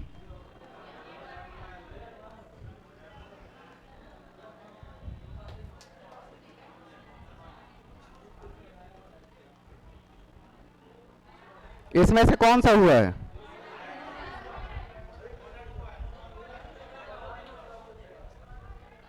इसमें से एक भी नहीं हुआ अभी तक। मॉडर्न हो गया है, अभी वो भी पूरा नहीं हुआ है।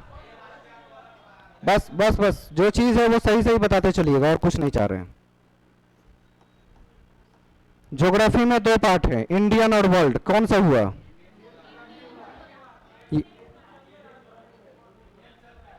इंडियन अभी चल ही रहा है। इंडियन पॉलिटी,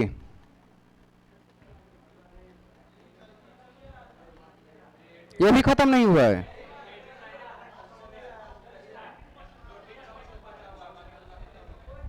मैंने अभी खत्म नहीं हुआ है। 10 या 20, 5% से मतलब नहीं है। सब्जेक्ट 25 दिन का था ही, 25 दिन में खत्म हो जाना चाहिए था ये, और कुछ नहीं। इकोनॉमिक्स,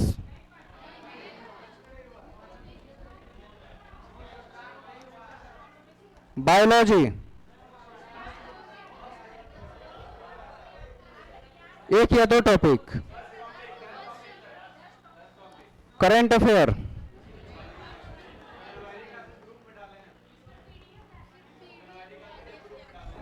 करंट अफेयर तो याद करने की चीज है, धीरे धीरे कराना पड़ेगा उसको।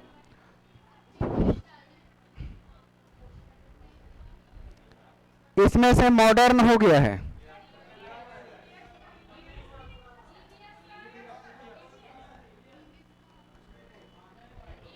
ईवीएस में नहीं हुआ।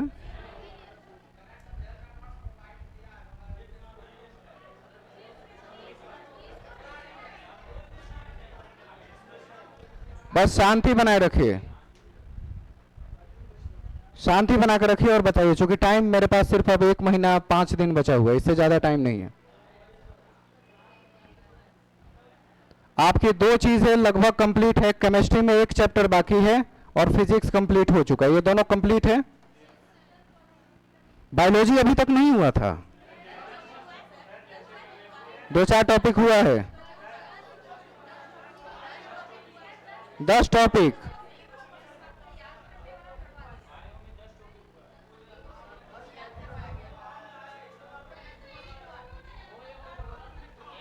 चुप रहिए, शांति बनाए रखिए, बस जो सब्जेक्ट है उसी हिसाब से बात कीजिए। टॉपिक हुआ है, टॉपिक 1 चैप्टर के अंदर 2-3 टॉपिक है, वैसा करके 2-3 चैप्टर हुआ है। और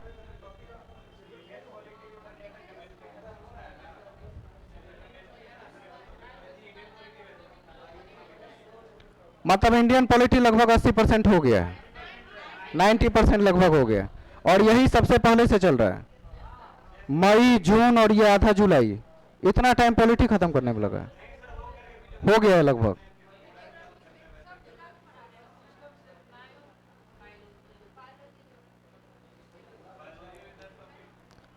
रीजनिंग तो 4-5 चैप्टर हो गया, 3 चैप्टर, तीसरा चैप्टर चल रहा है। 5 या 6 टॉपिक दिया ही है उसमें पढ़ने को, रीजनिंग का लगभग हो जाएगा देखते देखते वो भी। अच्छा ठीक है, उससे कोई दिक्कत नहीं है। सबसे ज्यादा मैथ तो लगभग आपका सिर्फ ये मेंसुरेशन का सेक्शन रहा हुआ है। तो क्या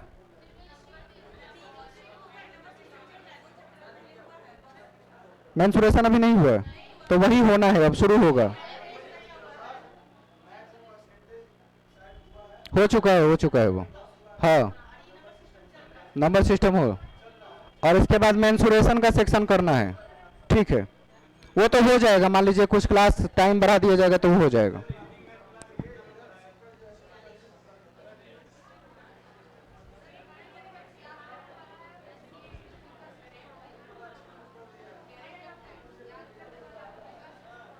पैंतीस दिन सब टाइम बचा है, ये कोई करा देगा अब?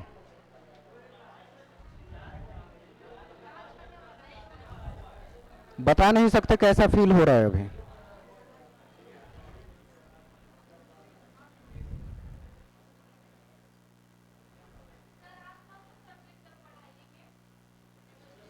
इसमें जितना लिखा है सब पढ़ा सकते हैं, एक भी ऐसा नहीं है जो नहीं पढ़ा सकते हैं, लेकिन मेरे पास टाइम नहीं है तो हमने टीचर रखा जो उस चीज के लिए है स्पेशल।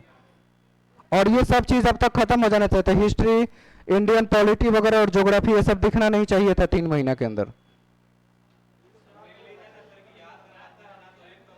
याद की ऐसी की तैसी, उस चक्कर में तो पूरा सिलेबस साल भर चलता रहेगा, 3 महीना समय है हमारे पास।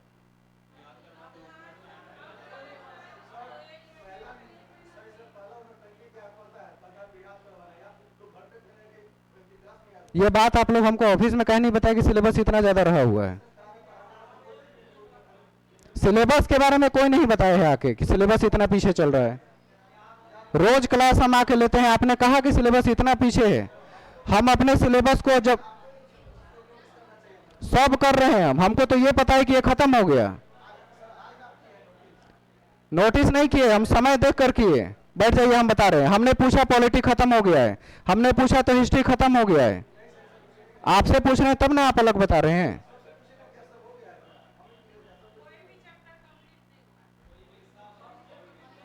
तो हम तो क्लास 1 महीना से ज्यादा होता लेते हुए ये हमको बात पहले क्यों नहीं बताए?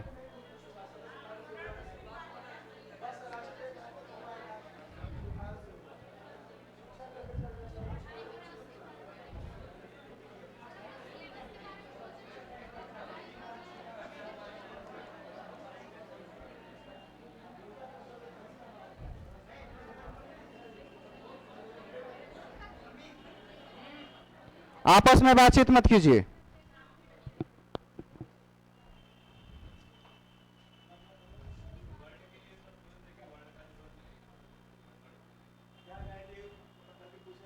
जीके जीएस लिखा हुआ है ना, तो कुछ भी आएगा, वहां कोई चीज नहीं कह सकते कि नहीं आएगा।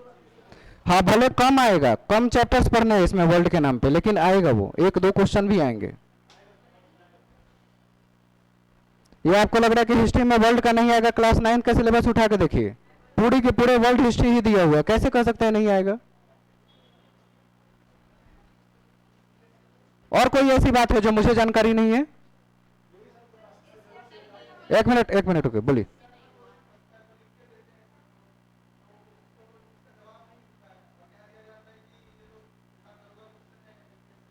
कहीं का भी क्वेश्चन और सब्जेक्ट का ही है ना।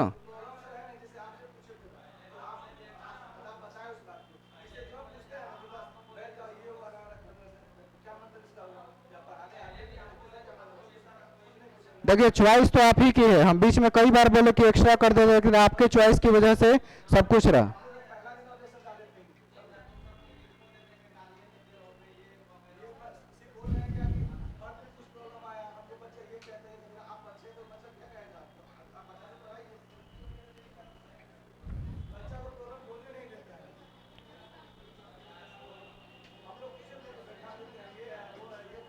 अरे 11-12 के बच्चे नहीं ना, सब ग्रेजुएशन करके आए हैं, तो कैसे कर सकते हैं ऐसा?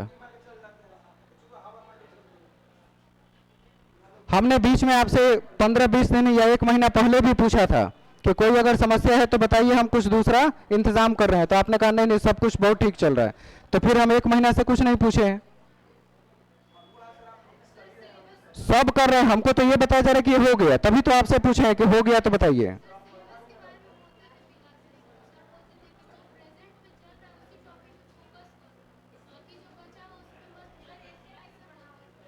कौन सा?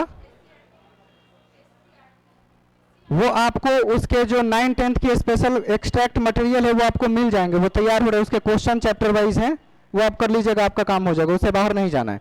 कहीं डिपेंड मत रहिएगा किसी चीज पर कि बाहर से कोई चीज देगा, सब यही मिलेगा। एससीईआरटी के भी कंटेंट और क्वेश्चन आपको मिल जाएंगे, उसके साइंस का भी, सोशल का भी, 10th तक का, नहीं कुछ नहीं करना है।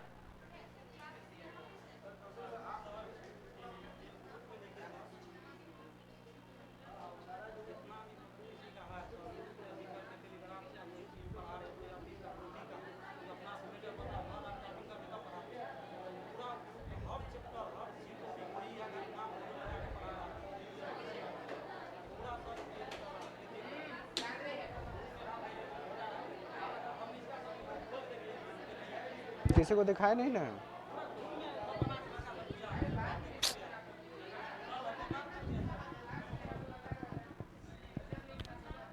जो बात पूछा जा रहा है उस चीज को क्लियर कर दीजिए, ताकि उस हिसाब से काम होगा।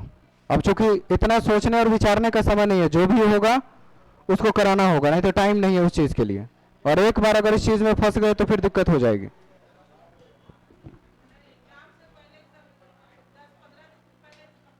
बिल्कुल होना चाहिए था, यानी आपका एग्जाम 25 को है, तो ये अगस्त के फर्स्ट वीक में सब खत्म हो जाना चाहिए था, टारगेट वही है।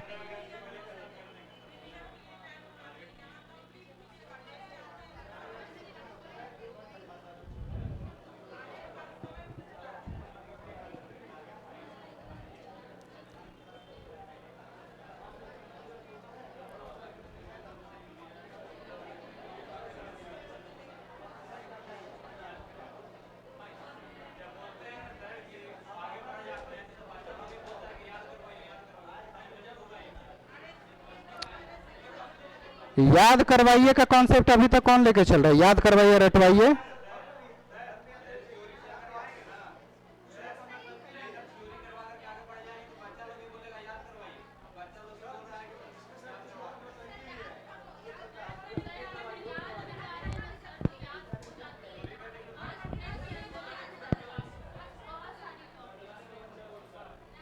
हर टॉपिक को याद नहीं कर सकते, कुछ टॉपिक को समझना भी पड़ता है, सब टॉपिक रटना नहीं होता है। अब शांत हो जाइए, आप अपनी बात कह चुके।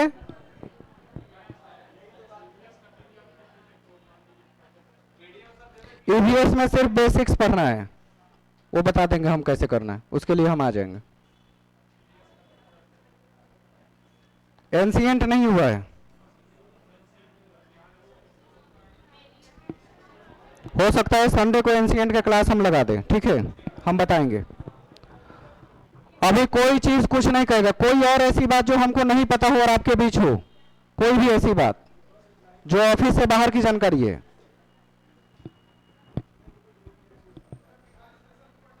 थोड़ा सा, बहुत कम है, 4 से 5 पेज का है, पढ़ना है, वो भी आर स्पेशल।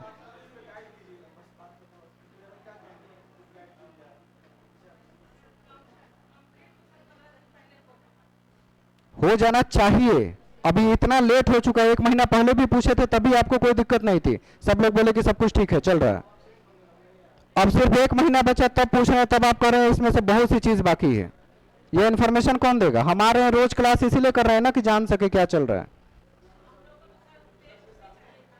टेस्ट भी मिलेगा, 8-10 टेस्ट तैयार हो रहा है, लास्ट में एग्जाम से पहले वो करा दिया जाएगा। कोई ऐसा भी आदमी है जो सेट बाहर कहीं जाके दे रहा है? कहां? कौटिल्य जीएस में। क्वेश्चन का स्तर मुझे दिखाइएगा, ताकि आपके लिए जरूरत का है कि नहीं वो भी पता होना चाहिए, क्योंकि बाकी जितने जीके जीएस वाले लोग हैं वो क्वेश्चन वो क्या बोलते हैं, बिहार दरोगा और बिहार पुलिस वाला सेट में से लेके कर रहे हैं, क्योंकि उनके पास तो बना हुआ है, उनको टाइम नहीं लगा, सेट पहले से तैयार है, उठा के दे दिया, आप बनाइए, ये हो रहा है। अभी आप बुक अगर देखना पूछना चाहते हैं तो टीचर के लिए एजुटेरिया की बुक टेस्ट सीरीज की आई है, एजुटेरिया TRE, teacher recruitment exam, market में अवेलेबल है। उस सेट को कीजिए, अगर आप अभी से सेट बनाना चाहते हैं तो 1 महीना इस सेट को बनाइए। हाँ हाँ वही है, काफी लेट आया लेकिन अब तक का सबसे सटीक है। कल कोई लड़का मुझे ला के दिखाया, मैंने कहा कि मैं खुद अनाउंस करके बता दूंगा, इसको ले लिया जाए, 100 रुपए के आसपास है, 100 या 120 रुपए के। हाँ हाँ हाँ, आप ऐसे ही जानिए, 80 नंबर जीके जीएस, 20 मैथ और 20 रीजनिंग इस पार्ट में रहेंगे, और ये एजुटेरिया फॉलो कर रहा है, बाकी हर जगह ये फॉलो नहीं हो रहा है, तो जो है वो ये फॉलो कीजिए आप।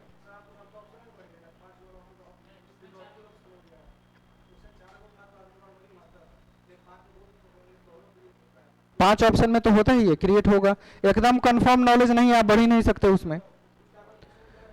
आपको प्रैक्टिस सेट बनाना है, ये बना लीजिए। ऑनलाइन में भी कहीं कोई कोर्स लिए हुए हैं एक्स्ट्रा? कोई भी आदमी? पैसा मत बर्बाद कीजिए, आपको कुछ चाहिए हमसे बताइए, हम ना दे पाए तब तो आपको एक्स्ट्रा जरूरत होगी। एक सेट प्रैक्टिस 100 रुपए का ले लीजिएगा, घर बैठ के उसको बनाया कीजिए, 120 का सेट बना हुआ है, वो आपके काम आ जाएंगे। 8 से 10 सेट के बीच हम लोग तैयार कर रहे हैं, जिसका स्टैंडर्ड काफी अच्छा रहेगा, फाइनल होने से 10 दिन पहले उसको करा दिया जाएगा, यानी 16 से 22-23 के बीच उसको लगातार हर दिन करके सेट वो देख करके दे दिया जाएगा आपको। 15 से पहले ये सिलेबस हो जाना चाहिए, उसके लिए प्लानिंग करनी पड़ेगी कि 15 से पहले ये सारा चीज कैसे होगा। कौन सा चीज?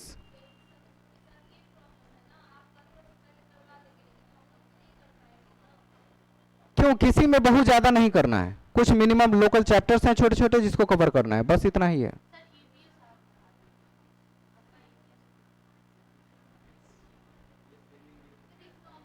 इतना कम नहीं होना चाहिए था, अब तक सिलेबस आधा से ज्यादा खत्म होना चाहिए।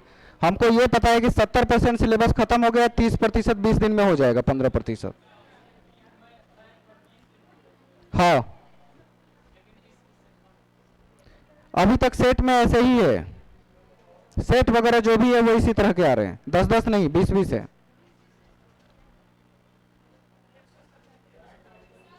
हाँ,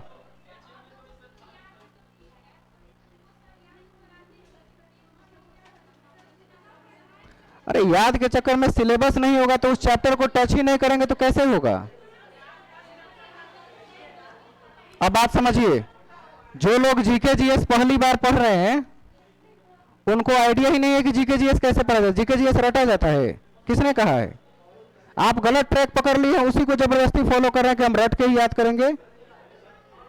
आज तक 10th क्लास तक साइंस पढ़ा, रट के पढ़ा था, 10 क्लास से बाहर कोई चैप्टर से इसमें गलत ट्रैक पकड़ लिए हैं, उसको छोड़ना भी नहीं चाहते, हम ऐसे ही रटेंगे, हमको रटवाया जाए दिन भर। गलत ट्रैक है वो, गलत ट्रैक से पढ़ाई नहीं की जाती है।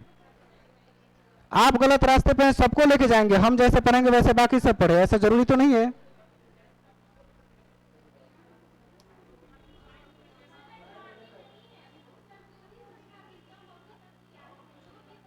तो सही तो है, लेकिन कोर्स सब्जेक्ट ही नहीं शुरू हुआ, उसका 10 नंबर कैसे बनाइएगा?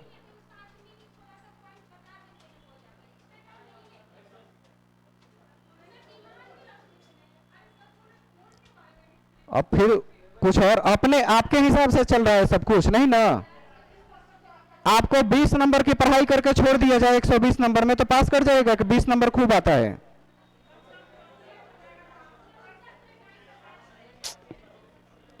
इतनी बेसिक समझ अभी तक नहीं आ रही है ग्रेजुएशन करके, क्या कहा जाए कि कैसे पढ़ना है नहीं पढ़ना है। जब 120 नंबर को टच कीजिएगा तब तो 70 नंबर बनाइएगा। आप तो तैयारी 20 नंबर का किए हैं, अभी तक 30 नंबर का किए हैं, इससे पास हो जाएगा। हम तैयारी की बात कर रहे हैं।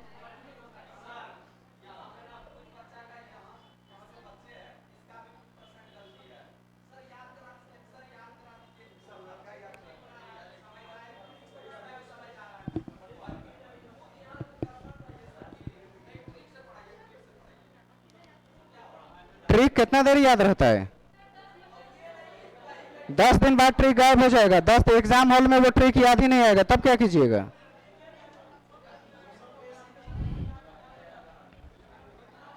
आज आज के बाद जो जैसे बताया जाए वैसे कीजिएगा। अगर आप अभी से हमको फॉलो नहीं कीजिएगा, जो हम नहीं कर रहे हैं, तो फिर आपका कुछ नहीं हो सकता, यही सच्चाई है। आपके पास सिर्फ 40 दिन 35 दिन समय बचा हुआ है, अभी भी आप इनडायरेक्टली गलत गाइड हो रहे हैं। अभी भी आपको लग रहा है कि हो जाएगा, हुआ कहां हो जाएगा? तो कुछ हो नहीं। अब जो आपको कहा जाएगा वो आप करेंगे, जैसे कहा जाएगा वैसे करेंगे, और आपको कोई समस्या है वो हमको आके बताएंगे। हमने क्लास अरेंज किया है, हम आपको यहाँ बुलाए पढ़ाने के लिए, मेरे मार्गदर्शन में सारी चीजें चल रही है, तो गलत गाइड कहां से हो रहे हैं इतना?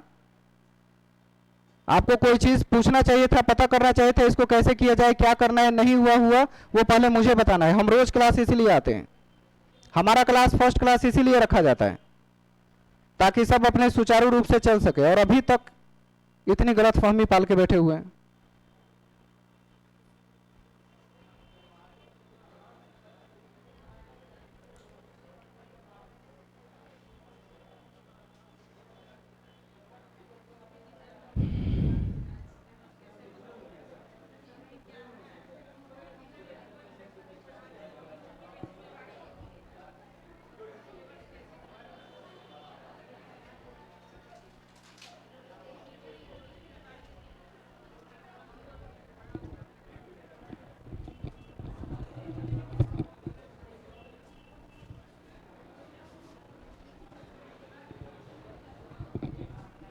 कोई भी आदमी ध्यान रखिएगा, बाहर से कुछ भी मत लीजिएगा जब तक कि ऑफिस से किसी चीज का निर्देश ना हो।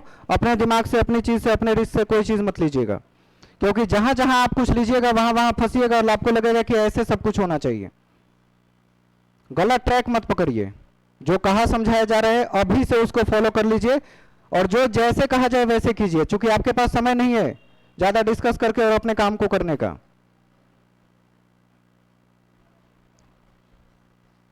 अभी भी कुछ लोग ऐसे हैं जिसको लग रहा है कि अभी 15 दिन में हो जाएगा, बाकी सब कुछ हो जाएगा, ऐसी सोच।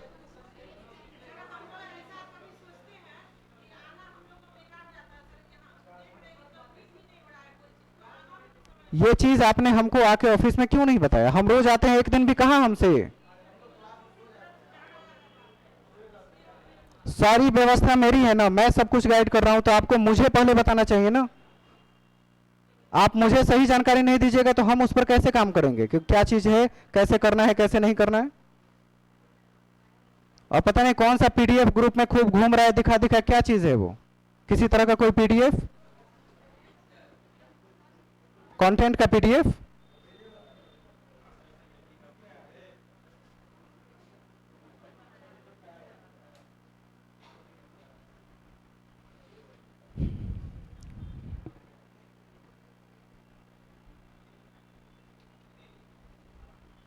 आज फ्राइडे है ना, आज और कल क्लास किसी भी तरह से बाधित रहे तो परेशान मत होइएगा। संडे से सारा चीज़ हम सुचारू रूप से कर देंगे। जो सब्जेक्ट्स अभी तक शुरू नहीं हुआ है वो शुरू होकर खत्म भी हो जाएंगे, टाइम बढ़ाया जाएगा।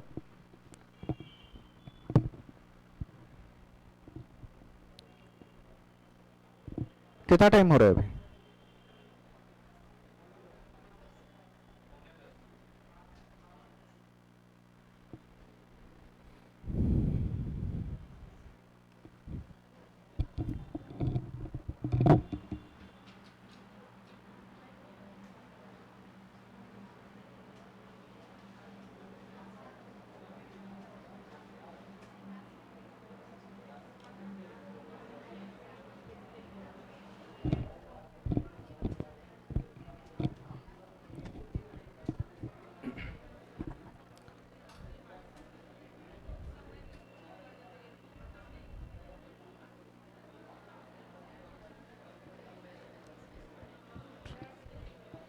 चलिए टाइम ज़्यादा नहीं, बैठ जाइए, बैठिए। अभी कार्बनिक कंपाउंड वाला चैप्टर करा देते हैं, 20 मिनट अभी टाइम है, उसी को कंटिन्यू कीजिए।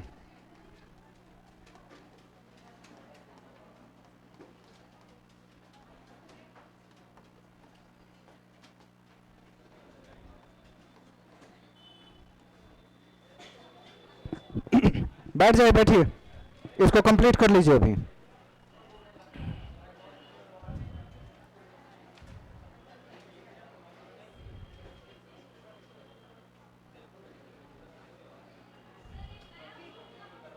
नहीं पता ग्रुप कौन बनाया है? Extra group? ग्रुप कौन बनाया है? एक्स्ट्रा ग्रुप यहां के अलावा कोई एक्स्ट्रा ग्रुप कौन बनाया है?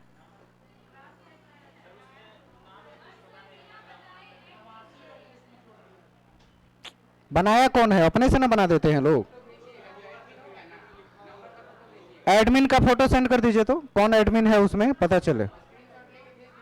किसी का भी पहला स्क्रीनशॉट लेके भेज दीजिए, दे दीजिए, उनको दिखा दीजिए।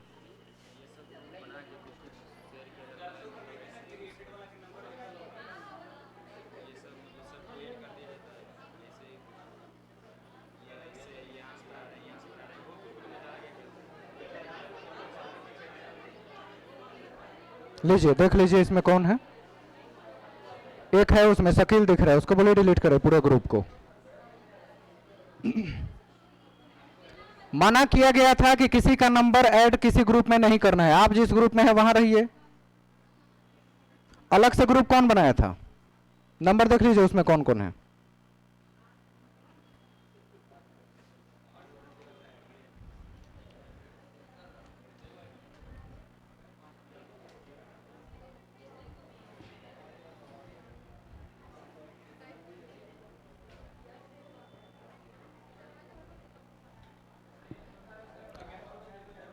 चलिए वो बाद में बात कीजिएगा। पेट्रोकेमिकल के बारे में थोड़ा सा नोट करना है। पेट्रोकेमिकल यानी पेट्रो रसायन।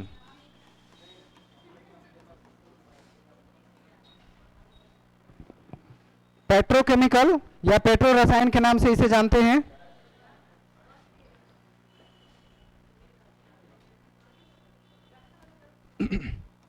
इसमें जो नाम आता है पेट्रो रसायन में, इसमें नाम है मेथेन, एथेन, प्रोपेन। ये तीनों होंगे। इसके अलावा बेंजीन और टोल्यूइन भी होंगे।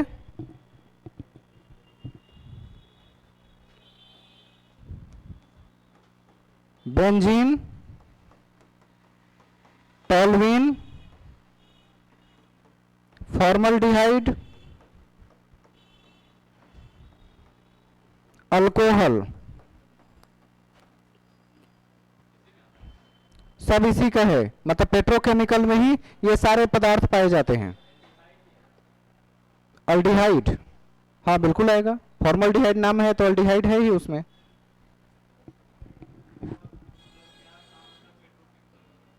पेट्रोलियम पदार्थों का शोधन, पेट्रोलियम पदार्थों का शोधन किया जाता है तो ये सारे एलिमेंट्स उसमें नजर आते हैं।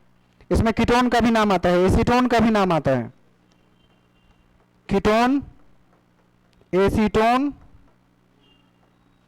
ये सारे नाम आते हैं।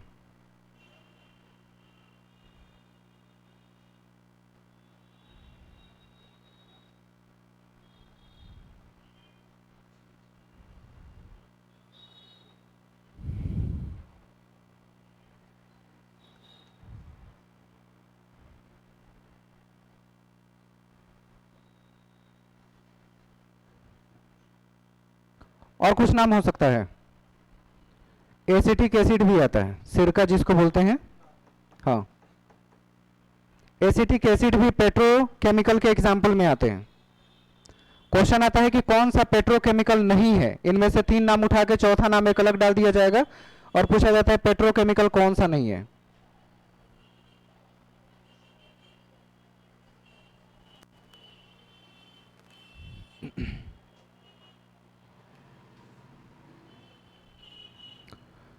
क्लोरोफ्लोरोकार्बन के बारे में पहले बता चुके थे, सीएफसी गैस के बारे में, उसके होने वाले नुकसान के बारे में भी चर्चा हो चुकी थी।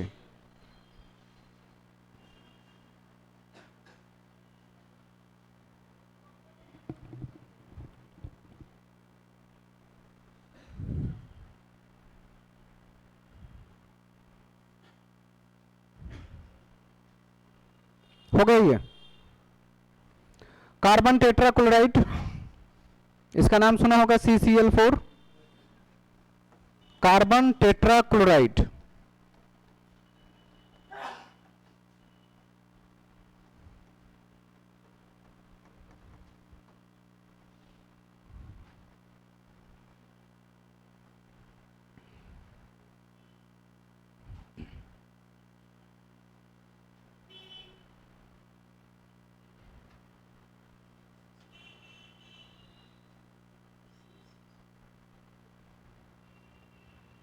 इसका काम क्या है?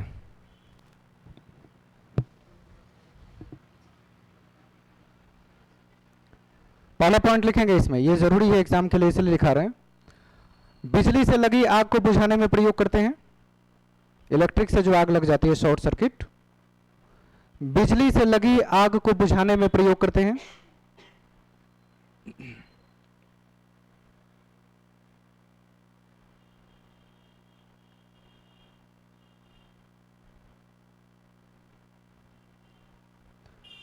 दूसरा, ग्रीस, दाग, धब्बे इत्यादि छुड़ाने में प्रयोग करते हैं।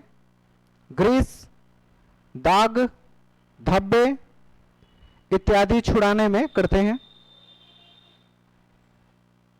यानी लॉन्ड्री वाले जो लोग होते हैं इसका प्रयोग अच्छा करते हैं, वो दाग वगैरह हटाने के लिए कार्बन टेट्राक्लोराइड का प्रयोग किया जाता है।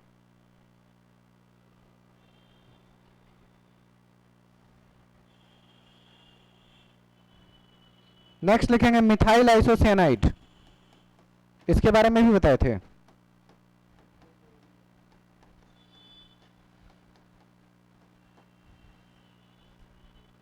भोपाल गैस त्रासदी 3 दिसंबर 1984। MIC इसको शॉर्ट में बोलते हैं, मिक, MIC मिथाइल आइसोसियानाइड गैस है जो लीक हुई थी और कई 100 लोग मारे गए, कई हजार लोग प्रभावित हुए और आज भी इसका प्रभाव वहां नजर आता है। भोपाल, नेपाल नहीं। भोपाल में गैस लीक हुआ था, ये वही है, भोपाल गैस त्रासदी के नाम से इसको जाना जाता है, भोपाल में हुआ। मिथाइल आइसोसियानाइड इसका नाम था। कंपनी का नाम क्या था? Union carbide company. कहां की थी? अमेरिका की ये कंपनी थी जो भारत में क्या तैयार कर रही थी? मिथाइल आइसोसियानाइड। क्योंकि अमेरिका में इंसानी जान का जरूरत से ज्यादा कदर है, इसलिए वो कंपनी अमेरिका में स्थापित होने से रोक लग गई, तो कहां लगा दिया लाके? भारत में। और कुछ टाई अप के साथ, क्योंकि यहां लोगों के जान की कोई कीमत नहीं होती है, कोई मर गया, गिर गया, कुछ भी हो गया, उससे किसी को कोई ज्यादा फर्क नहीं पड़ता। तो आम आदमी के जीवन से ज्यादा महत्व न हो, तो अमेरिका के लोगों ने इंडिया के इसके साथ टाई अप करके और कंपनी का बेनिफिट वगैरह का लालच देके इंडिया में कंपनी स्थापित कर दी और बहुत भारी नुकसान हुआ इसका इंडिया को, क्योंकि ये गैस बहुत ही जहरीली थी और लीक होने की चांस तो थी, कभी ना कभी तो लीक होगी, कितना सावधानी बरतेंगे। और लीक होने के मात्र से बहुत कुछ नुकसान हो गया। यूनियन कार्बाइड कंपनी अमेरिका की थी जिसने भारत के साथ टाई अप करके इस गैस को रिलीज किया, बनाया।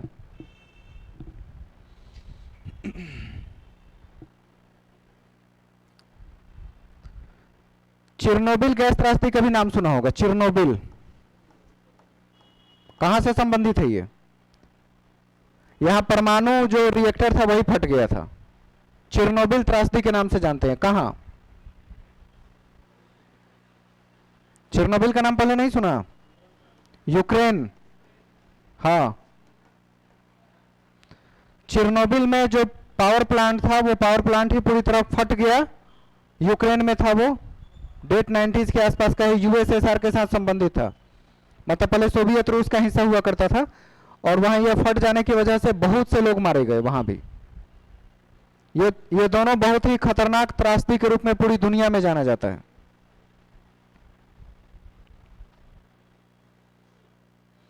नेक्स्ट लिखेंगे बेंजीन हेक्साक्लोराइड।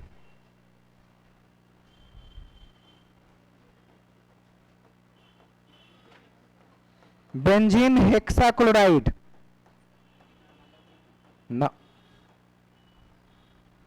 जो नाम है, नाम का कोई हिंदी अंग्रेजी नहीं होता। जैसे मिथाइल आइसोसाइनाइड का कोई हिंदी नहीं होता है।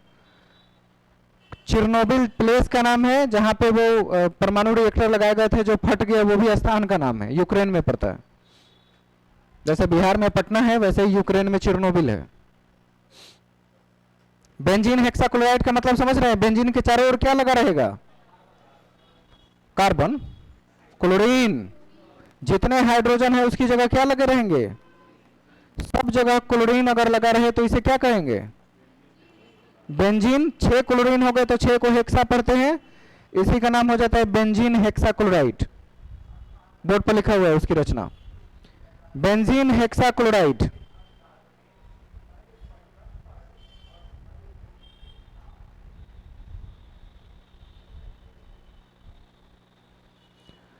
लिखेंगे यह एक प्रबल कीटाणुनाशी है, बैक्टीरिया और जर्म्स को मारता है।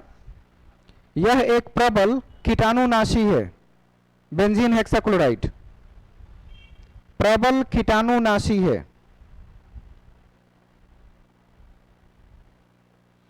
नेक्स्ट,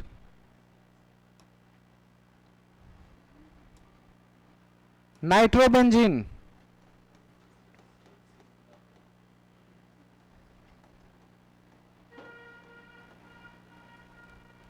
नाइट्रोबेंजीन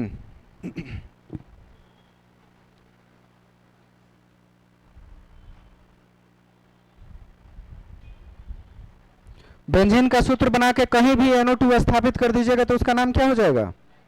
नाइट्रोबेंजीन हो जाएगा। जैसे बेंजीन है ये बना दे रहे हैं हम आपको, और यहां पे NO2 लिख दिए, इसका नाम क्या हो जाएगा? नाइट्रोबेंजीन।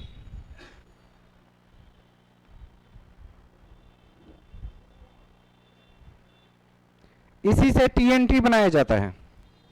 TNT के बारे में लिखवाए थे उस दिन, ट्राई नाइट्रो बेंजीन। इसको TNT कहा जाता है।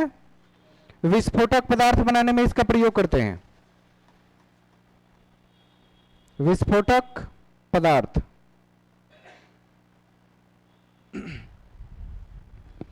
ट्राई नाइट्रोबेंजीन का प्रयोग किया जाता है।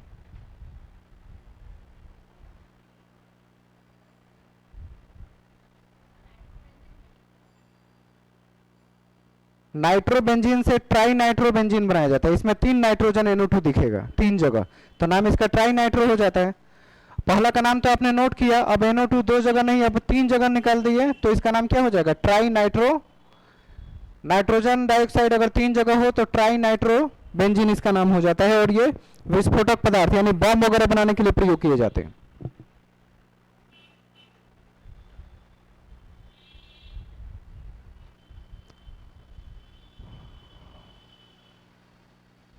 टॉल्विन के बारे में बताए थे।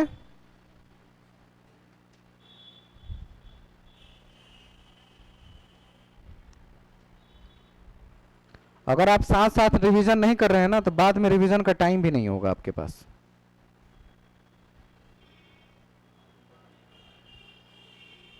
टॉल्विन 2 बार लिखा है, कैसे कर रहे हैं कि हम नहीं बताएं?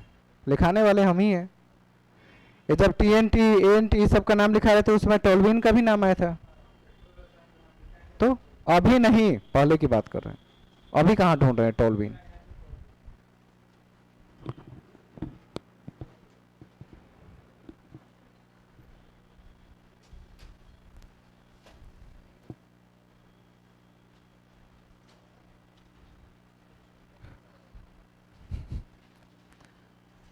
चलिए आपको बता देते हैं। नाम लिखाए हुए हैं लेकिन चित्र आप भूल गए होंगे। इसको नाइट्रोबेंजीन पढ़ते हैं ना?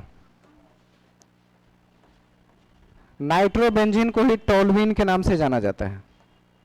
ये शब्द कई बार आप लिखे हैं लेकिन नाम के साथ रिलेट नहीं कर पा रहे होंगे। नाइट्रोबेंजीन का दूसरा नाम है टॉल्विन।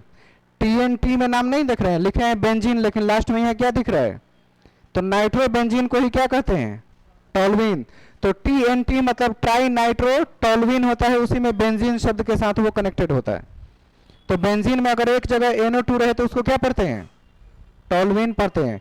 या तो नाइट्रोबेंजीन पढ़े या नाइट्रोबेंजीन, दो नाम नहीं पढ़ना है तो सिर्फ टॉल्विन पढ़ सकते हैं आप उसको।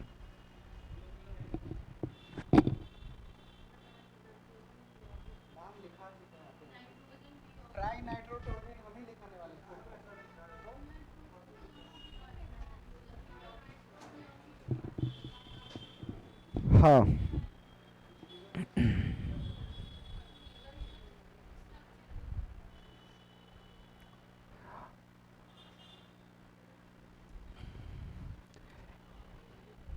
जितने एरोमेटिक यौगिक हैं ध्यान रखिएगा उन सब को फॉर्मेट क्लोज्ड होती है। जैसे बेंजीन में क्लोज प्रकृति की देख रहे हैं, एरोमेटिक यौगिक जितने भी होते हैं वो क्लोज्ड फॉर्म को बनाते हैं। ये सब क्लोज होगा, ऐसे बनेगा। या हो सकता है कि 5 वाला भी बना दे, ऐसे भी बनाए जा सकते हैं। क्लोज्ड होना चाहिए तो वो एरोमेटिक कंपाउंड्स में आते हैं, क्लोज नहीं हुआ तो एरोमेटिक नहीं है, यही उसकी पहचान है। तो क्लोज्ड कंपाउंड एरोमेटिक की श्रेणी में आते हैं, उसमें अलग अलग नाम हम देख सकते हैं। नामकरण में अभी तक इतने ही थे। 3 काम आपको घर से करने को दिया है। एल्केन, एल्किन, अल्काइन, तीनों पर कम से कम 10-10 नाम कार्बन के साथ सेट करके लाइएगा। हो जाएगा उतना? अगर आप वो नहीं कर पाइएगा तो आपके लिए दिक्कत है, क्योंकि नाम याद नहीं रहेंगे कि जल्दी से कौन सा कैलकुलेट किया जाए। इसमें हाइड्रोजन को कैलकुलेट करना है और उसे सटीक बताना है। एक चैप्टर और है जो आपको कराना है, वो है रेडियो एक्टिविटी।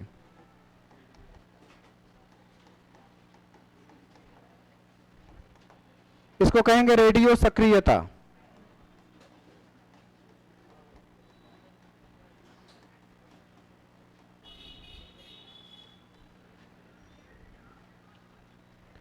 रेडियो सक्रियता ये चैप्टर रहेगा। अगर आप कहीं से पढ़ के आ सकते हैं तो पढ़िएगा, थोड़ा बहुत भी जानकारी रखिएगा तो समझ में ज़्यादा आएगा। अब कोई ये कहता है ना कि 10वीं क्लास तक हम पढ़े ही नहीं थे, तो बहुत अफसोस होता है सुन के कि क्या कर रहे थे उस समय भी। बेसिक्स चैप्टर के नाम लिखा जाए और कहें नहीं पढ़े हैं या नहीं समझ में आ रहा है, जिस चीज़ का रिवीजन चल रहा है, पढ़ाई नहीं, पहली बार नहीं पढ़ रहे हैं। अभी जो भी चीज़ आप सुन रहे हैं सबका लेवल 10th क्लास तक ही रखा गया है। अभी तक जितना चैप्टर आपने पढ़ा है, चाहे वो सोशल में पढ़े चाहे साइंस में, उसका बेस 10th क्लास तक का ही है। कहीं भी उससे बाहर नहीं जाया जा रहा है। फिर भी नहीं समझ में आ रहा है, क्या पढ़ के आए थे अभी तक की? क्या ये बेसिक बातें नहीं समझ आ रही है?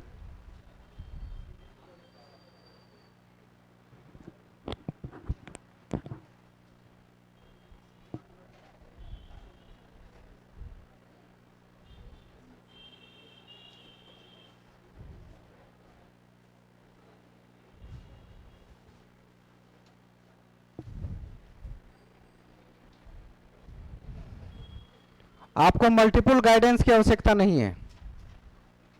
कई लोगों से मत गाइड होइए। 35 दिन समय बचा रहे हैं, जैसे मैं बता रहा हूं वैसे कर लीजिएगा तो रिजल्ट तो नहीं रुकेगा। कम से कम मेरिट बनना नहीं बनना वो सेकेंडरी प्रोसेस का है। रिजल्ट रुकेगा तो सब कुछ बर्बाद हो जाएगा, मिनिमम मार्क्स नहीं ला पाएंगे। लेकिन अगर आप मल्टीपल गाइड्स होंगे, फिर कहे हुए बातों को नजरअंदाज करेंगे, तो पूरी तरह नुकसान आपका है, क्योंकि हम आपके बेस पर अब तक चल रहे थे। आप जो बता रहे थे उसी हिसाब से सब कुछ हो रहा था। चाइल्ड सेंटर्ड एजुकेशन, और चाइल्ड अपना दिमाग निकाल के पॉकेट में रख के कहीं भूल गया, और चाइल्ड सेंटर्ड एजुकेशन चलेगा।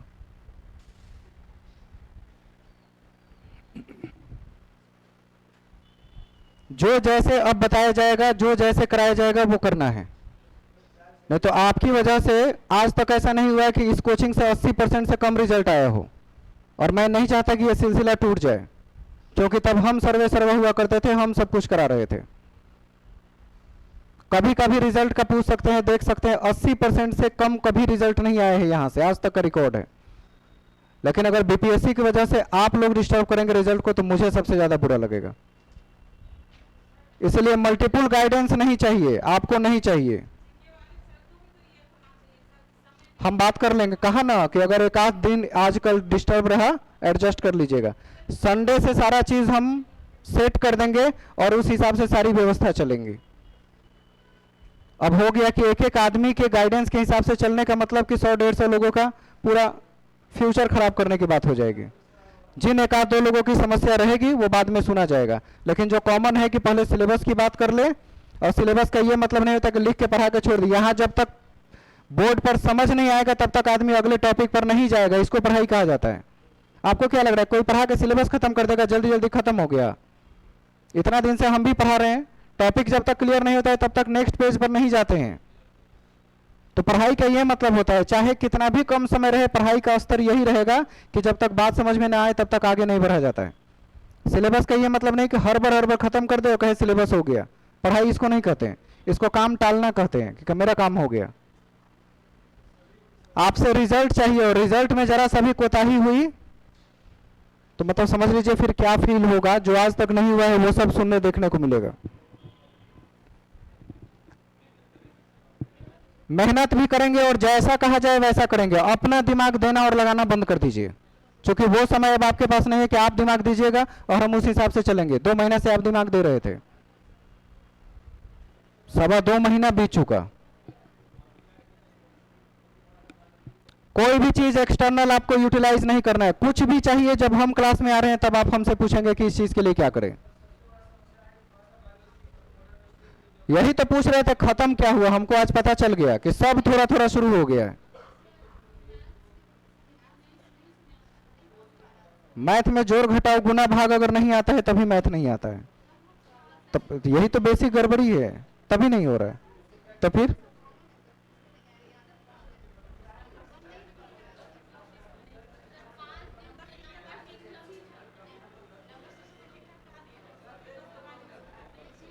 रेशियो में उनसे भी हम बात कर लेंगे।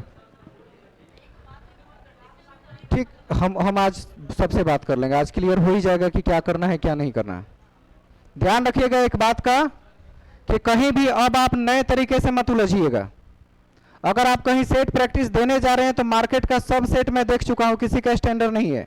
आप जाके अपना 2 घंटा टाइम खराब करेंगे, वो आप पे निर्भर है। लोग पढ़ने से ज्यादा सेट प्रैक्टिस पर पटना में फोकस करता है, लेकिन सेट प्रैक्टिस मेरा मानना है कि 90% से ज्यादा सिलेबस हो जाए तब करना चाहिए। उससे पहले सेट प्रैक्टिस नहीं किया जाता है, क्योंकि तब आप रटने लगेंगे कि हमको ये नहीं आता है तो आंसर देख के रट लो। गलत प्रभाव की ओर मत जाइए, अपने हिसाब से मत चलिए। आप पूरी जिंदगी चला है आपने।